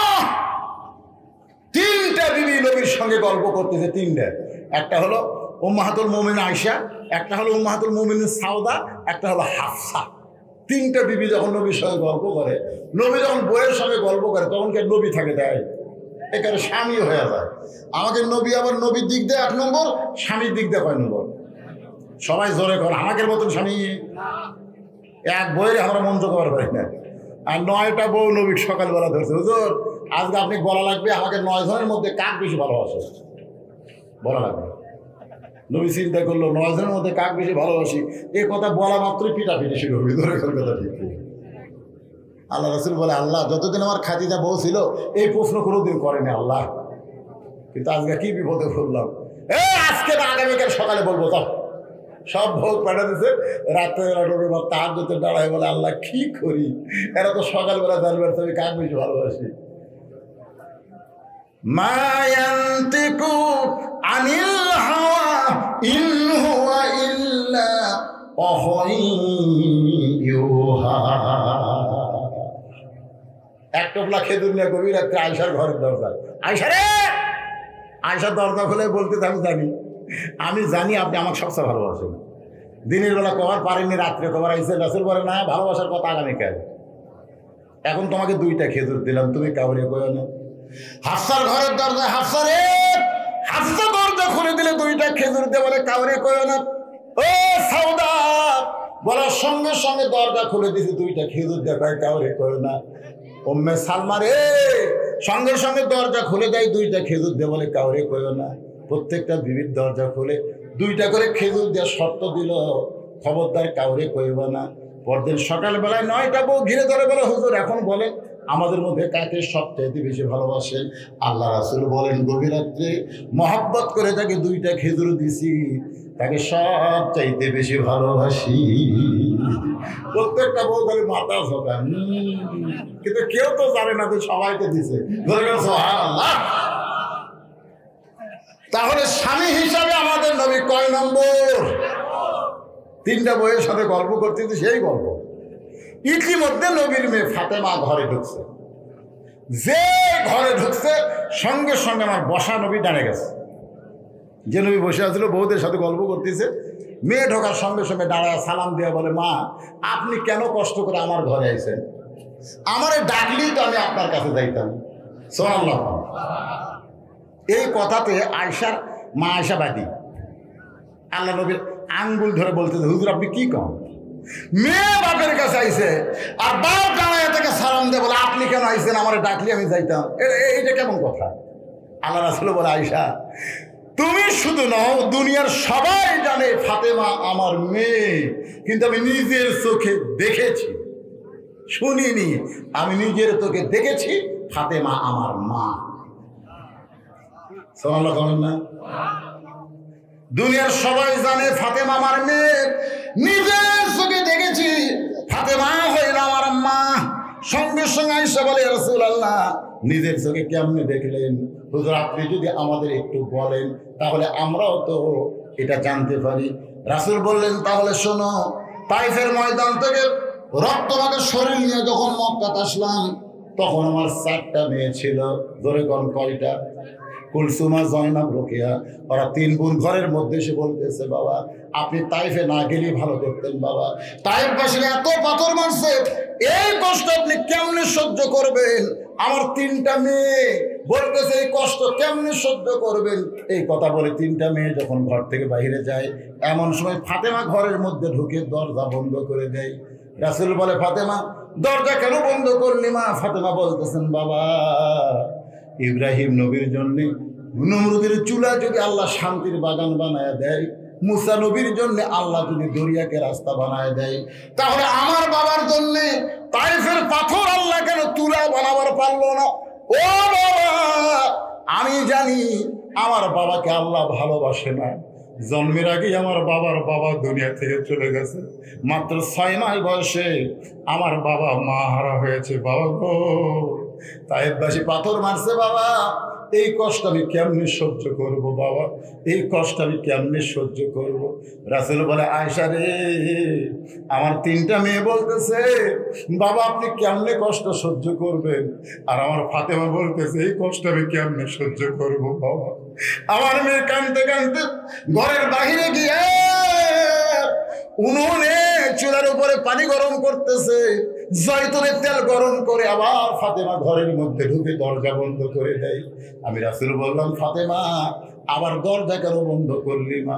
ফাতেমা বলে বাবা সন্তান যখন বড় হয় ওই সন্তানকে গোসল করাতে গেলে দরজা খুলে গোসল করানো যায় না বাবা। এই বলে ফাতেমা দরজা বন্ধ করে দিয়ে নবী বলেন আয়েশা রে আমার মাথা ফাতেমার উড়াতে নিয়ে আমার শরীরের জুব্বা খুলে যত জায়গায় তাইফবাসী পাথর মারছে আয়েশা প্রত্যেকটা জায়গার উপরে ওই নরম কাপড় গরম পানিতে চুবড়াইয়া চুবড়াইয়া আমার গোটা দেহ পরিষ্কার করে ফাতেমার নরম আঙ্গুলের মধ্যে ওই গরম জয়তুনের তেল নিয়ে আমার ক্ষতস্থানে যখন মালিশ করে দেয় আমি কখন যেন ছোট বাচ্চার মতো ফাতেমার উড়াতকে বালিশ বানায় ঘুমায় গেছি, ওই ঘুমের ঘুরে আমি স্বপ্নে দেখতে পাই আয়েশা আমার মা আমিনা আমার শিয়রের পাশে কাঁদতেছে। সেই 6 বছর বয়সে মাকে হারাইছি, এত বছর পরে মাকে পাওয়ার পরে মার হাতটা খপ করে ধরে বললাম, মা আইসেন যখন আর আপনাকে কিন্তু যাইতে দিব না। যেই স্বপ্নে আমিনার হাতটা চাইপা ধরেছি আয়েশা, সঙ্গে সঙ্গে ফাতেমা আমার কপালে চুমা দেয়। ফাতেমা যখন চুমো দিছে, ফাতেমার চোখের পানি আমি নবীর চোখের মধ্যে ঢুকে গিয়া, চোখের পানি আমার চোখের মধ্যে ঢুকে চেতন পায়ে দিকে ফাতেমা কাঁদতেছে। রাসূল বলে, ফাতেমা কেন কাঁদতেছিস মা? ফাতেমা বলে, বাবা আপনি মনে হয় স্বপ্ন দেখছেন বাবা, আপনি স্বপ্নে মা বলে আমার হাতটা চাইপা ধরছেন, এখন পর্যন্ত আপনি হাতটা ধরে আছেন বাবা। রাসূল বলে, ফাতেমা স্বপ্নে মা বলে যদি তোর হাতটা চাইপা ধরে তাহলে তুই সন্দেহ মা, আজ থেকে তুই শুধু আমার মেয়ে না, তোর চেহারার মধ্যে রয়েছে আমার মা মেয়ে। আবু যার গিফারি বলে, কবর খবরদার বেয়াদবি করবি না রে কবর, তোর মধ্যে এমন একজন মা আসতেছে যার 2টা সন্তান জান্নাতে যুবকদের সর্দার হবে। প্রত্যেক জুমার সানি খুতবায় ইমাম সাহেব আপনাদের শোনায় দেয়, সাইদুস শাবাবে আহলিল জান্নাহ হাসান ও হুসাইন রাদিয়াল্লাহু তাআলা আনহুমা। আপনারা শোনেন না? এই যুবকেরা খালি ফেসবুক চালাচ্ছে। জান্নাতে যাবার গেলে হাসান হোসেন যদি সিগনেচার না দেয়, তোমরা কার আদর্শ মানবা? শাকিব খান? আমাদের বাংলাদেশে বগুড়ার জামাই রে 1 নম্বর লুচ্চা। শাকিব খান কিন্তু অপু সরকার বিয়ে করছিল, ঠিক কিনা? বিয়ের খবর কেউ জানে না। বাচ্চার বয়স যখন কয় বছর তখন জনগণ জানছে শাকিব খান কাম সারছে। কিছুদিন আগে একটা দেখা গেল বুবলি 2.5 বছরের বাচ্চা, ওর বাপও নাকি শাকিব খান। এখন পূজা সেরি বলতেছে আমারও পেট বড়। এই লুচ্চাকে কিছুদিন পর ফুটবল খেলা হবে বিশ্বকাপ, আমার গ্রামে এক ছেলে 13 হাত আর্জেন্টিনার পতাকা বানাচ্ছে, 13 হাত। আমি কইলাম রে, একবার বাংলাদেশের এক সাংবাদিক মেসি প্রশ্ন করছিল, মেসি ও মেসি, বাংলাদেশের লক্ষ লক্ষ কোটি কোটি আপনার ভক্ত আছে, আপনি সেই বাংলাদেশ চেনেন? মেসি কয়, বাংলাদেশ পৃথিবীতে আছে কেবল শুনলেন। দেখছেন, যেই মেসির এরা ভক্ত, মেসির কাটিং নিয়ে চলাফেরা করে, এই মেসি বাংলাদেশের নামই শুনেনি। কত বড় গর্ধব আমাদের যুবকেরা। নেইমারও নিয়ে পাগল, নেইমার। দেখবেন কিছুদিন পর ব্রাজিলের পতাকা, আর্জেন্টিনার পতাকা। আমি সরকারকে বলবো যে বাংলাদেশের রাজাকার ওই সারারাই যারা দেশের বাড়িতে বাংলাদেশের পতাকা পাঠাতা, এ কথা না। কতগুলো বাড়ি আবার আর্জেন্টিনার রং করছে, গোটাল বাড়ি আর্জেন্টিনার রং। মান তাশাব্বাহা বিকওমিন ফাহুয়া মিনহুম। আল্লাহ রাসূল বলেছেন, যার সাথে যার মহব্বত তার সাথেই তার জিয়ারত। ওই মেসির সাথে জাহান্নামে যাওয়া লাগবে, ওই নেইমারের সাথে জাহান্নামে যাওয়া লাগবে। জাহান্নামে যুবকদের সর্দার হবে 2 জন, হাসান আর হুসাইন। এই হাসান হুসাইনের সাথে মহব্বত করো যুবক।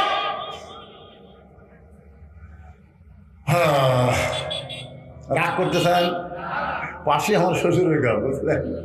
হয়তো শিবগঞ্জ, অনেক শ্বশুরের গ্রাম থেকে লোকজন এখানে আসতে পারে। এই জন্য আমি কিন্তু কাটা কাটা ওয়াজ করতেছি, মানে যা মুখত আসতেছে সব বলতে পারতেছি না, কারণ শ্বশুর আছে। তাছাড়া আজকে দিতাম বাবা, কারণ আমি তো জানি কারো তোমার ওয়াজ করে দিবি না, আজই শেষ ঢালা দিয়ে দিতে। হ্যাঁ থাক, শ্বশুর থাক, অসুবিধা।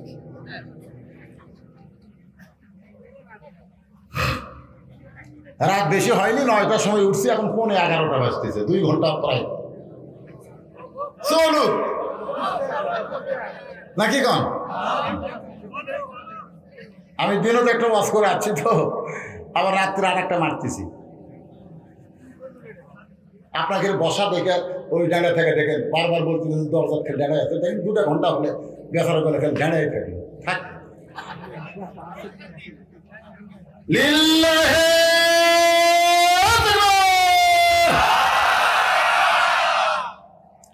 আবু যার গিফারি বলে, খবর তোর মধ্যে এমন একজন বিবি আসতেছে যার স্বামী হলো আসাদুল্লাহিল গালিব। সুবহানাল্লাহ বলেন না? কি আসাদুল্লাহ? আসাদুল্লাহ যে অবস্থায় করতেছিলাম, হোসেন বলতেছে না আমার বাবা শুধু আলেম না, আমার বাবা হলো বীর। বীর কদ্দুর বীর, কত বড় বীর! কামুজ দুর্গের দরজা হ্যাঁচকা টান মারছে, হ্যাঁচকা টান মারছে, দরজা ঢাল হয়ে গেছে। যে দরজা 50-60 জন লোক ঠেলে খুলবার পারে না, ওই দরজা বানাতে ঢাল। তার ডান হাতত না বাম হাতত, ডান হাতত তরবারি, বাম হাতত ঢাল। যত কাফের আছিল মারছে, তো একটা কাফের আর থাকে, সব দৌড় মারছে। রাগ করে দরজা ফেলা দিছে, 80 গজ দূরে গিয়ে পড়েছে। জিহাদের ময়দানে আল্লাহর পক্ষ থেকে ডিগ্রি হলো আসাদুল্লাহিল গালিব। সুবহানাল্লাহ। তিহিমা প্রান্তরে নবী যখন সাহাবের দিনে আলোচনা করতেছে, শোনেন, ইতিমধ্যে আল্লাহ নবীর চোখ দিয়ে দর দর করে পানি পড়তেছে। সাহাবীরা বলে, রাসূলুল্লাহ এত সুন্দর ওয়াজ করেন, অথচ চোখ দিয়ে পানি পড়ে কেন? রাসূল বলতেছে, তোমরা তো জানো না, এই মুহূর্তে আল্লাহ পাক আমাকে জানালো মক্কার সবচাইতে বড় বীর, তার নাম হলো আমর। যেরকম তার নাম কি? প্রতি সন্ধ্যায় 21 কেজি খাদ্য খায়, জিহাদের ময়দানে 3.5 মণ তরবারি যুদ্ধে যায়। আজকে সেই আমর কাবা শরীফ সে শপথ করছে, আমি রাসূলের মাথা না কাটা পর্যন্ত ওই পানি খাবে না। তো এই কথা জানার পরে আমার চোখ দিয়ে একটু পানি আসতেছে। ওসমান গনি বলে, ইয়া রাসূলুল্লাহ এত বীর যখন আপনাকে হত্যা করতে আসতেছে, তাহলে আমরা দোয়া করি আল্লাহ যেন আমরের হাত পা অবশ করে দেয়। কি করে আমরা দোয়া করি না? আমরা দোয়া করি আল্লাহ আমরা হাত পাও যেন অবশ হয়ে যায়। তা আল্লাহ রাসূল ওসমানের কথা মতো হাত তুলিছে, দোয়া করবে আল্লাহ আমরা হাত পাও অপতি অবশ করাই পারে না। কেবল বলতেই ফেরেশতা জিবরাইল এসেছে, এসে বলতেছি আইয়ুহান নাবিয়্যু হারজিল মুমিনিনা আলাল কিতাল। হে রাসূল এই 2টা হাত খালি দোয়ার হাত না, এই 2টা হাত হলো লাঠি ধরার হাত। যেরকম কথা ঠিক কি? এই কথা কর কি খালি দোয়া না লাঠি? এই 2টা হাতে লাঠি ধরা যাবে না? আমরা সারাদিন কাল দোয়া করতেছি, অন্যায়ের বিরুদ্ধে লাঠি ধরতেছি। করোনা আয়াত নাযিল হয়ে গেল, সঙ্গে সঙ্গে নবী দোয়া না করে হাতটা এভাবে নিচের দিকে নিয়ে আসলেন। হাতটা নিচের দিকে নিয়ে আসলেন। সাহাবীরা বললেন, হুজুর কি হলো? রাসূল বললেন, তোমাদের মধ্যে কে আছো? তোমাদের মধ্যে কে আছো? ওই মহাবীর আমর আমি নবীর কাছে আসার আগে ওই আমরের কাছে যাইতে পারবা, মানে আমর আমি নবীর কাছে আসার আগে তার কাছে যাবার পারবা, এরকম তোমাদের মধ্যে কে আছে? সব সাহাবী এরকম মাথা নিচু করে চিন্তা করতেছে। প্রতি সন্ধ্যায় 21 কেজি খায়। কয় কেজি খায়?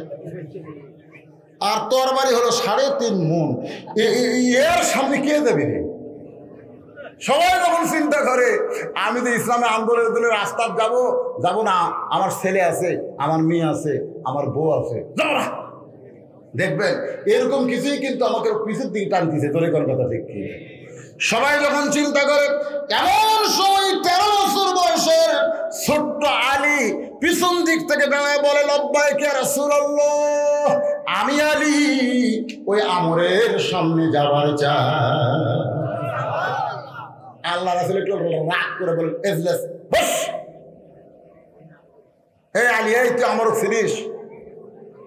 আলী বলতেছে, আল্লাহর ঈমান আমার ভিতরে, রাসূলের মহব্বত আমার অন্তরে, শুধু একটা আমর নয়, পৃথিবীর तमाम আমরের সামনে আমি আলী দাঁড়াবার চাই। সুবহানাল্লাহ। কি বিশাল পাওয়ার! আল্লাহর ঈমান আমার ভিতরে, নবীর মহব্বত আমার কোথায়? কলিজায়। কার সামনে দাঁড়াবে? রাসূল ডাকতেন, আলী। যে আলী কাছে এসে আল্লাহ নবী বলে, ওসমান তোমার বাড়িতে কি তরবারি আছে? ওসমান বলি, ওসমান কয়, হুজুর আমার বাড়িতে তেমন কিছু নাই, তবে উট জব করার একটা ছুরি আছে। ওই কুরবানির সময় উট জব করে, ওই ছুরি আছে। রাসূল বলেন, ঠিক আছে, ওই ছুরিটা নিয়ে আসে। তো ওসমান বলি ছুরি নিয়ে এসে দিল নবীর হাতে। নবীর তাকায় থেকে মাত্র 27 ইঞ্চি। কয় ইঞ্চি? 27 ইঞ্চি তরবারি। ধারটার খুব একটা নাই। ওই কুরবানির আগে ধার দেয়, মানে যখন কুরবানি করবি তারই আগে ধার দেয়। তাছাড়া সারা বছর আপনাদের বাড়ি ছুরি নাই, এ কথা মানে আছে না? ধার আছে নেই। তো না অধার ছুরি 27 ইঞ্চি আল্লাহ নবী আলীর হাতে দিয়ে বলেন, আলী আমরের সামনে দাঁড়াবার গেলে তসবি নিয়ে, পাগড়ি নিয়ে দাঁড়ালে হবে না, এই ছুরি নিয়ে দাঁড়াতে হবে। সঙ্গে সঙ্গে হযরত আলী ছুরি হাতে নিয়ে মারছে দৌড়। পিছন দিক থেকে নবী ডাকতে বলে, আলী রে, আমরের সামনে তোমাকে দাঁড়াতে হবে, তুমি দৌড় মারছো কেন? আলী বলতেছে, ইয়া রাসূলুল্লাহ, ওই কাফেরের বেটা আমর আপনার পবিত্র চেহারা দেখার আগে আমি আলী ওকে জাহান্নামে পাঠাবার চাই। লিল্লাহি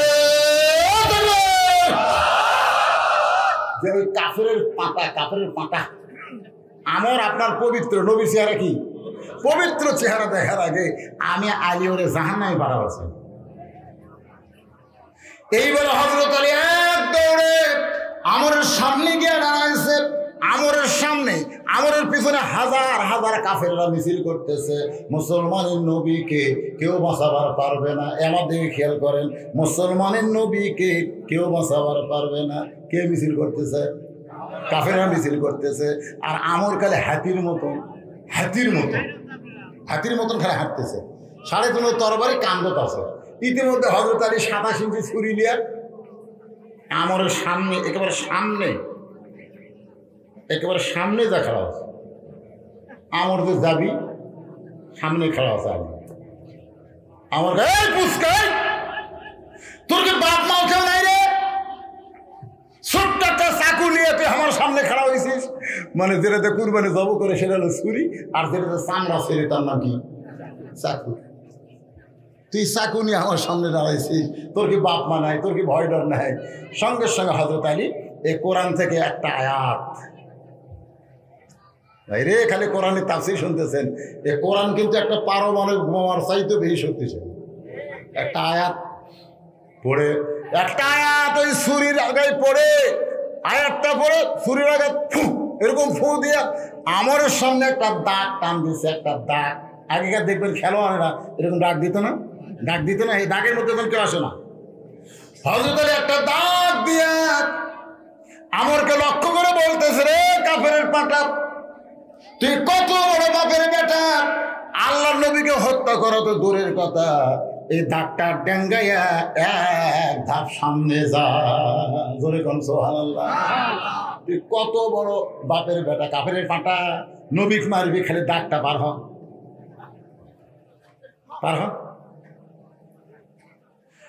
এমন একটা কথা, যেই কথা হলো হায়দারি হাক। জোরে কোন কি হাক? আপনি বাড়িওয়ালা ল্যাংড়া, আর আমি জুয়ান তাকড়া হলাম চোর। আপনি কিন্তু চেতন আছেন। জোরে কোন কি আছেন? বাংলাদেশের মানুষ কিন্তু চেতন নেই। চেতন থাকা লাগে। তা আমার মতন চোর কেবল দরজাতে হাত দিতে, ন্যাংরা বলতে, আপনারা বলেন তো, চোর কি থাকবি না দৌড় দিবি? তার মানে বোঝা গেল আমি ন্যাংরা হই, লুলা হই, আমার চেতন থাকা লাগবে। বর্তমানে শয়তান আমাদেরকে ঘুমাইয়ে দিছে। তোর এখান কথা ঠিক কিনা? আমাদের চেতন থাকা লাগবে ভাই। যেই কথা কে রে চোর মারছে দৌড়, কেন চোর দৌড়াস করে? কারণ চোর জানে আমি যেটা করতেছি এটা হলো অন্যায়, আর ন্যাংরা যেটা কইছে সেটা হলো ন্যায়। তা আমরা যদি কোরআনের পক্ষে কথা বলি, সেটা কি ন্যায় না অন্যায়? লিল্লাহি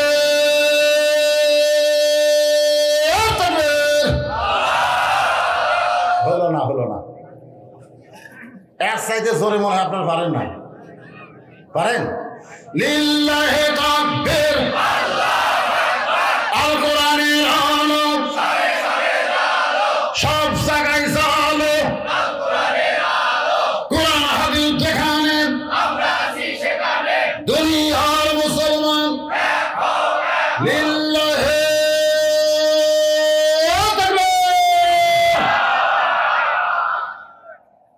খবরদার কবর বেয়াদবি করিস না। এই বলে আবু যর গিফারি যখন কোদাল মারতে চাই, এমন সময় কবরের ভিতর থেকে আওয়াজ আসতেছে। বাবাজিরা মনোযোগ দিয়ে শোনো, কবরের মধ্য থেকে আওয়াজ আসতেছে, আবু যর, কার মেয়ে, কার মা, কার বিবি, এইটা কবর দেখবে না, কবর দেখবে আমল যদি ভালো হয় কবর জান্নাতের বাগান হয়ে যাবে। কার মা? এই উঠলো কেন? এই সাইডটা উঠলো কেন? কবরের কথা শুনে উঠতেছেন?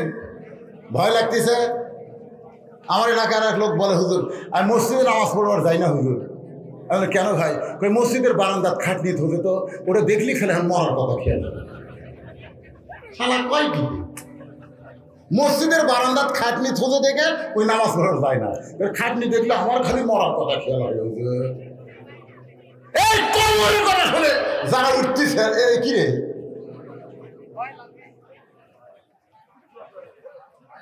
না শোনেন, আমাকে বলেছে হুজুর আপনি ওয়াজের শুরুতেই কিছু পরে আপনি একটা আদায় করে দেবেন।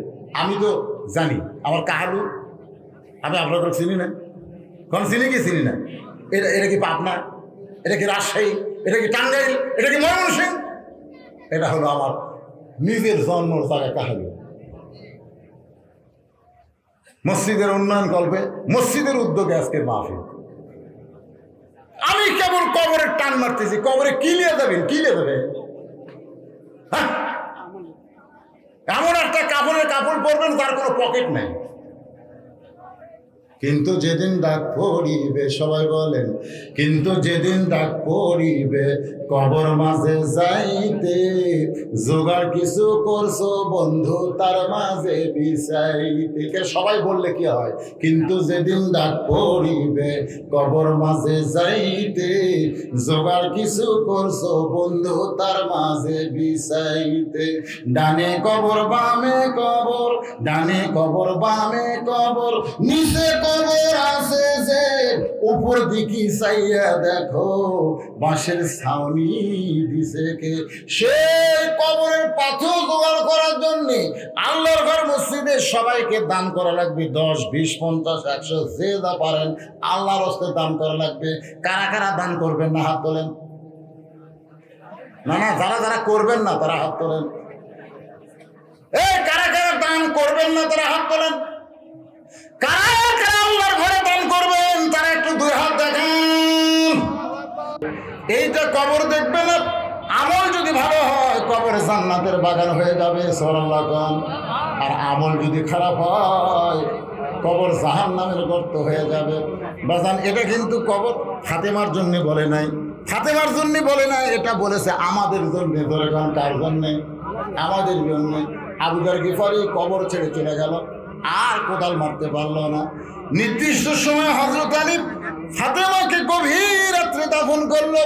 দাফন করার পরে আল্লাহর কাছে বলতেছে, আল্লাহ আমার হাসান হোসেনের মাকে আমি দুনিয়াতে তেমন কিছুই দিতে পারি নাই, এরপরেও আমার প্রতি সন্তুষ্ট হয়ে সংসার করেছে। আজকে তোমার কাছে দোয়া করি আমার বিবি ফাতেমাকে তুমি কবুল করে নাও। এই দোয়া করার পরে তাকায় দেখে সামনে কয়েকটা পুরাতন কবর দেখা যায়, সামনে কয়েকটা পুরাতন কবর দেখা যায়। আলী চিৎকার করে বলে, ফাতেমার কবর দিলাম, সেই নতুন কবর কোন জায়গায়? গোটা জান্নাতুল বাকির মধ্যে। আলী চিৎকার করে আর বলে, ফাতেমার কবর, ফাতেমার কবর, ফাতেমার কবর কোথায়? ফাতেমার কবর কে যেন বলতে চালি রে, আমার ফাতেমা হলো পর্দানিশী। আমি আল্লাহ জোহরা ডিগ্রি দিয়া ফাতেমার কবরকে কিয়ামত পর্যন্ত পর্দা করেছি।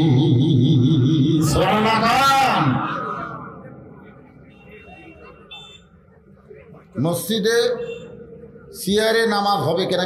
এই কথা কয়বার কবরে?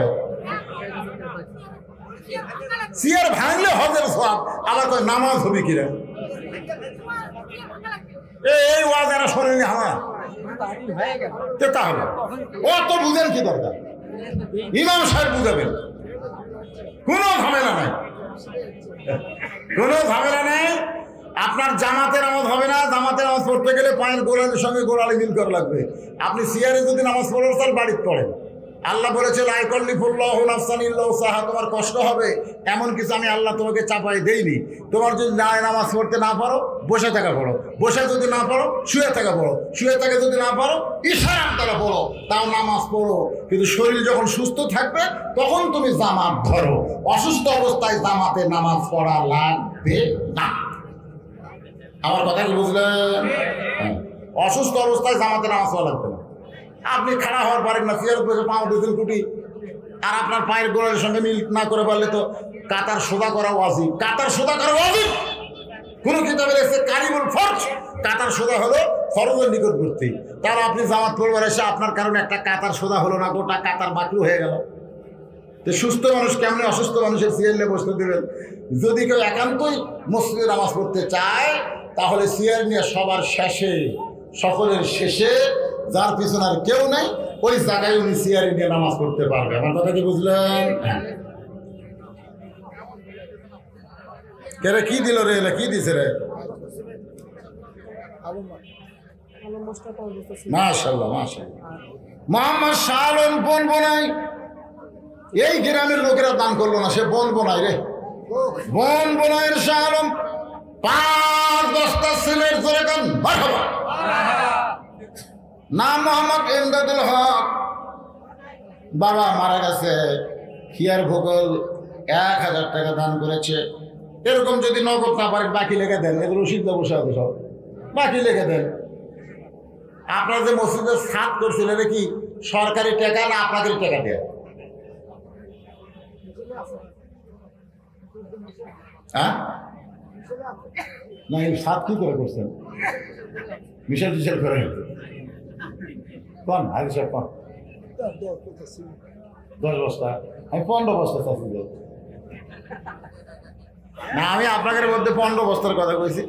আজকের মাহফিলের সভাপতি সাহেব 15-10 কইছে, আমি 15 কথা আবদার করছি, পারবি না?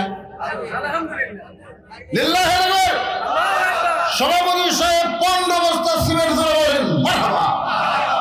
আপনারা আমার ওখানে যারা দাওয়াত দিবার যান, যাই দেখবেন মসজিদ, মাদ্রাসা, ইতিমখানা, এগুলো সব পৃথিবীর কারো কাছ থেকে আমি 1 বস্তা সিমেন্ট নেইনি। এত ওয়াজ করে যে টাকা পাই সেই টাকা দিয়ে এগুলো নির্মাণ করছে।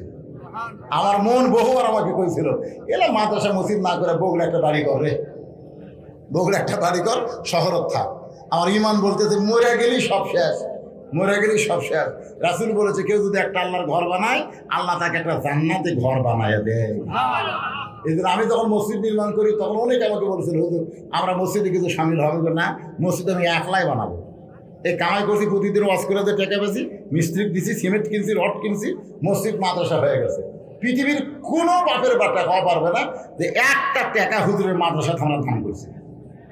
তারপরেও পারবেন, বাইরের লোকের দান কি দরকার? এরা ওয়াজ শুন বাড়াচ্ছে না, এরা ওয়াজ শুন বাড়াইছে, ওয়াজ শোনা চলে যায়। এর কাছ থেকে টাকা চাওয়া মানে এরা জুলুম মনে করবে, ঠিক না? আপনারা গ্রামের লোকেরা এইরকম যারা আছে, হাজি সাহেব যে কোনো হাজি সাহেব আপনাদের নিয়ামত আছে, প্রত্যেক হাজির 15 বস্তা। কেন গরিব মানুষ হজ করছে, এই হজ যারা করছে তারা ধরি না গরিব, তাহলে হাজি মানে 15 বস্তা। আর যারা হজ করার চান্স নিচ্ছে তাকে 200 করে টাইস, এইরকম ভাবে আপনারা ধরবেন। এই গ্রামের জামাই ধরবেন, কোন জামাই ব্যবসা করে, এই গ্রামের কোন ছেলে চাকরি করে, কোন ছেলে বিদেশে আছে, তাদেরকে ধরে ধরে মসজিদ নির্মাণ করা লাগবে। ধরে কোন কথা ঠিক? কারণ মাদ্রাসায় সব গ্রামের লোক দান করে, মসজিদে সবাই দান করে না, কারণ জানি ওরকে মসজিদ, ওটা ওরকে মসজিদ, ওটা হামাকের মসজিদ। এই জন্যে আপনাদের পাড়ার মসজিদ আপনাদেরকে নির্মাণ করা লাগবে। আল্লাহ পাক কবুল করুক, সকলে বলে আমিন। একটু জবান করে আল্লাহুম্মা আমিন। রে কাফেরের বেটা, কত বড় বাপের বেটা, আল্লাহর নবী তো হত্যা করা দূরের কথা, এই দাগটা ডেঙ্গায়া 1 ধাপ সামনে যা, 1 ধাপ সামনে যা। সঙ্গে সঙ্গে হযরত আলী এই কথা বলার সঙ্গে সঙ্গে আমরের গোটা দেহ থরথর করে কাঁপতেছে। এর নাম হলো হায়দারি হাত। জোরে কোন কি হাত? হায়দারি হাত। বোঝেন? খালি খালি দাগটা বার হয়। আমরের গোটা দেহ থরথর করে কাঁপতেছে। পিছনের কাফেররা বলতেছে মারেন মারেন মারেন। এই একটা পুষ্কা কি কইল আর আপনি দাঁড়ায় গেলেন মারেন। সমস্ত কাফেরদের মিছিলের কারণে আমর যখন আলীকে মারার জন্য ওই তরবারি বিছাইছে, আলী তাকায় দেখে ইয়ানজুরু বিনুরিল্লাহ, নূরের চোখটা তাকায় দেখে আমরের তরবারিকে আল্লাহ কাঠের তক্তা বানায়া দিছে। আচ্ছা, নূরের চুলাকে আল্লাহ যদি শান্তির বাগান বানাবার পারে, যদি দরিয়াকে আল্লাহ রাস্তা বানাবার পারে মুসার জন্য, তাহলে আলীর জন্য আমরের তরবারি তক্তা বানাবার পারে কি পারে না? আজ আমেরিকা, রাশিয়া, ভারত, চীন যে পারমাণবিক বোমা বানাইছে, এই বোমা হয়তো বাংলাদেশকে লক্ষ্য করে মারবে। আল্লাহ কয় বোমা রে, বাংলাদেশে আমার মুসলমান আছে, মুসলমানের মধ্যে পড়ে যাবি, ফুটবি না। মিষ্টি তরমুজ হয়ে যায়। মিষ্টি কি হয়ে যায়? তরমুজ। আমাদের এলাকার বাচ্চারা তো তরমুজ অনেক দিন হলো খায়নি, তোরা যায় দেখে তরমুজ পড়ে আছে। ওটা তরমুজ না, বোম বোম। তোরা বাড়ির থেকে চাকু নিয়ে এসে ওই বোম কাটতেছে, আর লাল টকটকা তরমুজ খাচ্ছে, আর অনবীক্ষণ যন্ত্র দিয়ে দূর থেকে দেখতেছে, কে রে আমরা মানলাম বোম, আর এরা কাটিয়া খায়, এরা কোন জাতির ভাই? আল্লাহ কায় এরাই হলো আমার মুসলমান। কি ভাবতেছেন আল্লাহ পারে কি পারে না? ইমাম মেহেদী আলাইহিস সালাম, ঈসা আলাইহিস সালাম যখন আসবে, একটা বোমও ফুটবি না রে। কারণ বোম ওরা বানাতে পারে, আগুন নমরুদ জ্বালাতে পারে, কিন্তু আগুন হুকুম মানে কার? বোম বানাচ্ছে আমেরিকা, কিন্তু বোম হুকুম মানবে কার? এই জন্য আমরা বিশ্বাস করবো আল্লাহকে। বাজার একটু মনোযোগ দিয়ে শুনবেন আমার শেষের কথাটা। হযরত আলী তরবারকে তক্তা দিকে হাই জাম্প করে ওই তক্তার উপরে উঠে বিসমিল্লাহ কয়া 27 ইঞ্চি, জোরে কোন কয় ইঞ্চি? 27 ইঞ্চি তরবারি খালি আমরের ঘাড়ি লাগাইছে। সঙ্গে সঙ্গে দেহ একদিকে, মাথা একদিকে পড়ে যায়, একদিকে দেহ পড়ে গেছে, একদিকে মাথা পড়ে গেছে। এমন সময় নবী আইছে। আলী বলতেছি, ইয়া রাসূলুল্লাহ, আল্লাহর শপথ করে বলতেছে, হুজুর আমি কিন্তু আমরক মারি নাই, হুজুর আমি কিন্তু আমরকে মারি নাই, খালি তরবারি ঠেকাইছি, আর সঙ্গে সঙ্গে 2 টুকরা হয়ে গেল। নবী এভাবে শাহাদত আঙ্গুলি মুখে ধরে বলেন, আলী রে যা হইছে হইছে, এইটার প্রকাশ করি না। আলী বলতেছে, হুজুর আমি জনগণের মধ্যে বলবো না হুজুর, কিন্তু আপনার কাছে জানতে চাই, আমি তো আমরকে মারি নাই, আমি এখানে ঘাড়ে তরবারি ঠেকাইছি, 2 টুকরা কেমনি হলো? আল্লাহ কয়, আলী রে আমার আল্লাহর সৈনিক যারা হবে তারা একলা থাকবে না রে, তাদের সঙ্গে আমার আল্লাহ থাকবে। এখন আপনারা বলেন আমাদের সঙ্গে আল্লাহ আছে না নাই? ফাযকুরুনি আযকুরকুম ওয়াশকুরুনি ওয়ালা তাকফুরুন। যে আল্লাহকে স্মরণ করে আল্লাহ তাকে স্মরণ করে। আজকের আলোচনার ভিতর দিয়ে আমরা সবাই যেটুকু বুঝলাম, এই বুঝ মোতাবেক গ্রহণ করে ফজরের নামাজ আমরা জামাতের সঙ্গে আদায় করব। আল্লাহ যেন তৌফিক দেয়। সকলে বলে আল্লাহুম্মা আমিন। আস্তাগফিরুল্লাহাল্লাযী লা ইলাহা ইল্লা হুয়াল হাইয়ুল কাইয়্যুম ওয়া আতুবু ইলাইহি লা হাওলা ওয়া লা কুওয়াতা ইল্লা বিল্লাহিল আলিয়্যিল আযীম।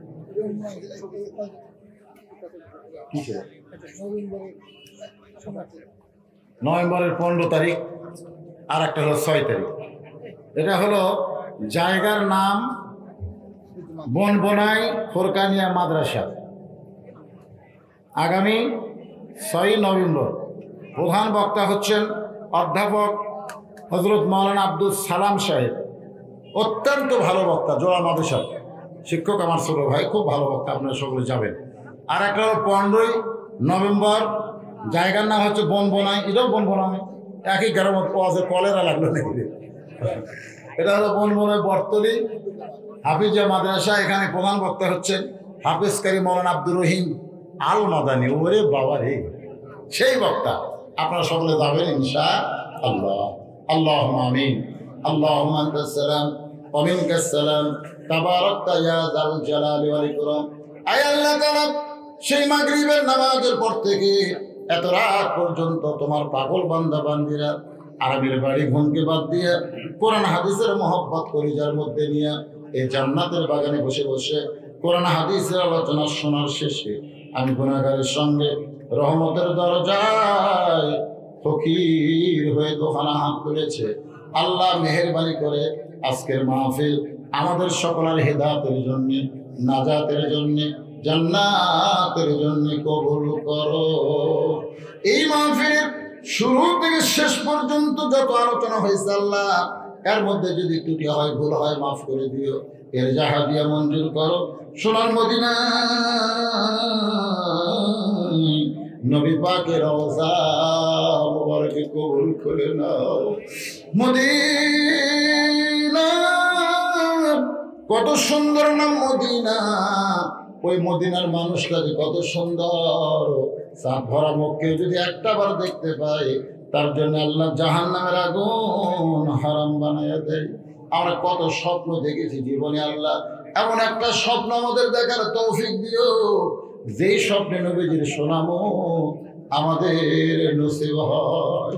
তামাম আম্বিয়ায়ে কেরাম, আসহাবে কেরাম, তাবিঈনে কেরাম, তাবিঈনে কেরাম, তামাম পৃথিবীর মাটির নিচে যত মুমিন মুমিনা আছে আল্লাহ সকলের আরওয়াহ ফরে হাদিয়া কবুল করো। আল্লাহ আমরা যারা হাত তুলেছি আমাদের জনম দুকুনি মা যাদের কবরে চলে গেছে, আল্লাহ গো ছোট্ট একটা শব্দ হলো মা, এই দরদের মা যাদের কবরে গেছে আল্লাহ মায়ের কবর জান্নাতের টুকরা বানাও।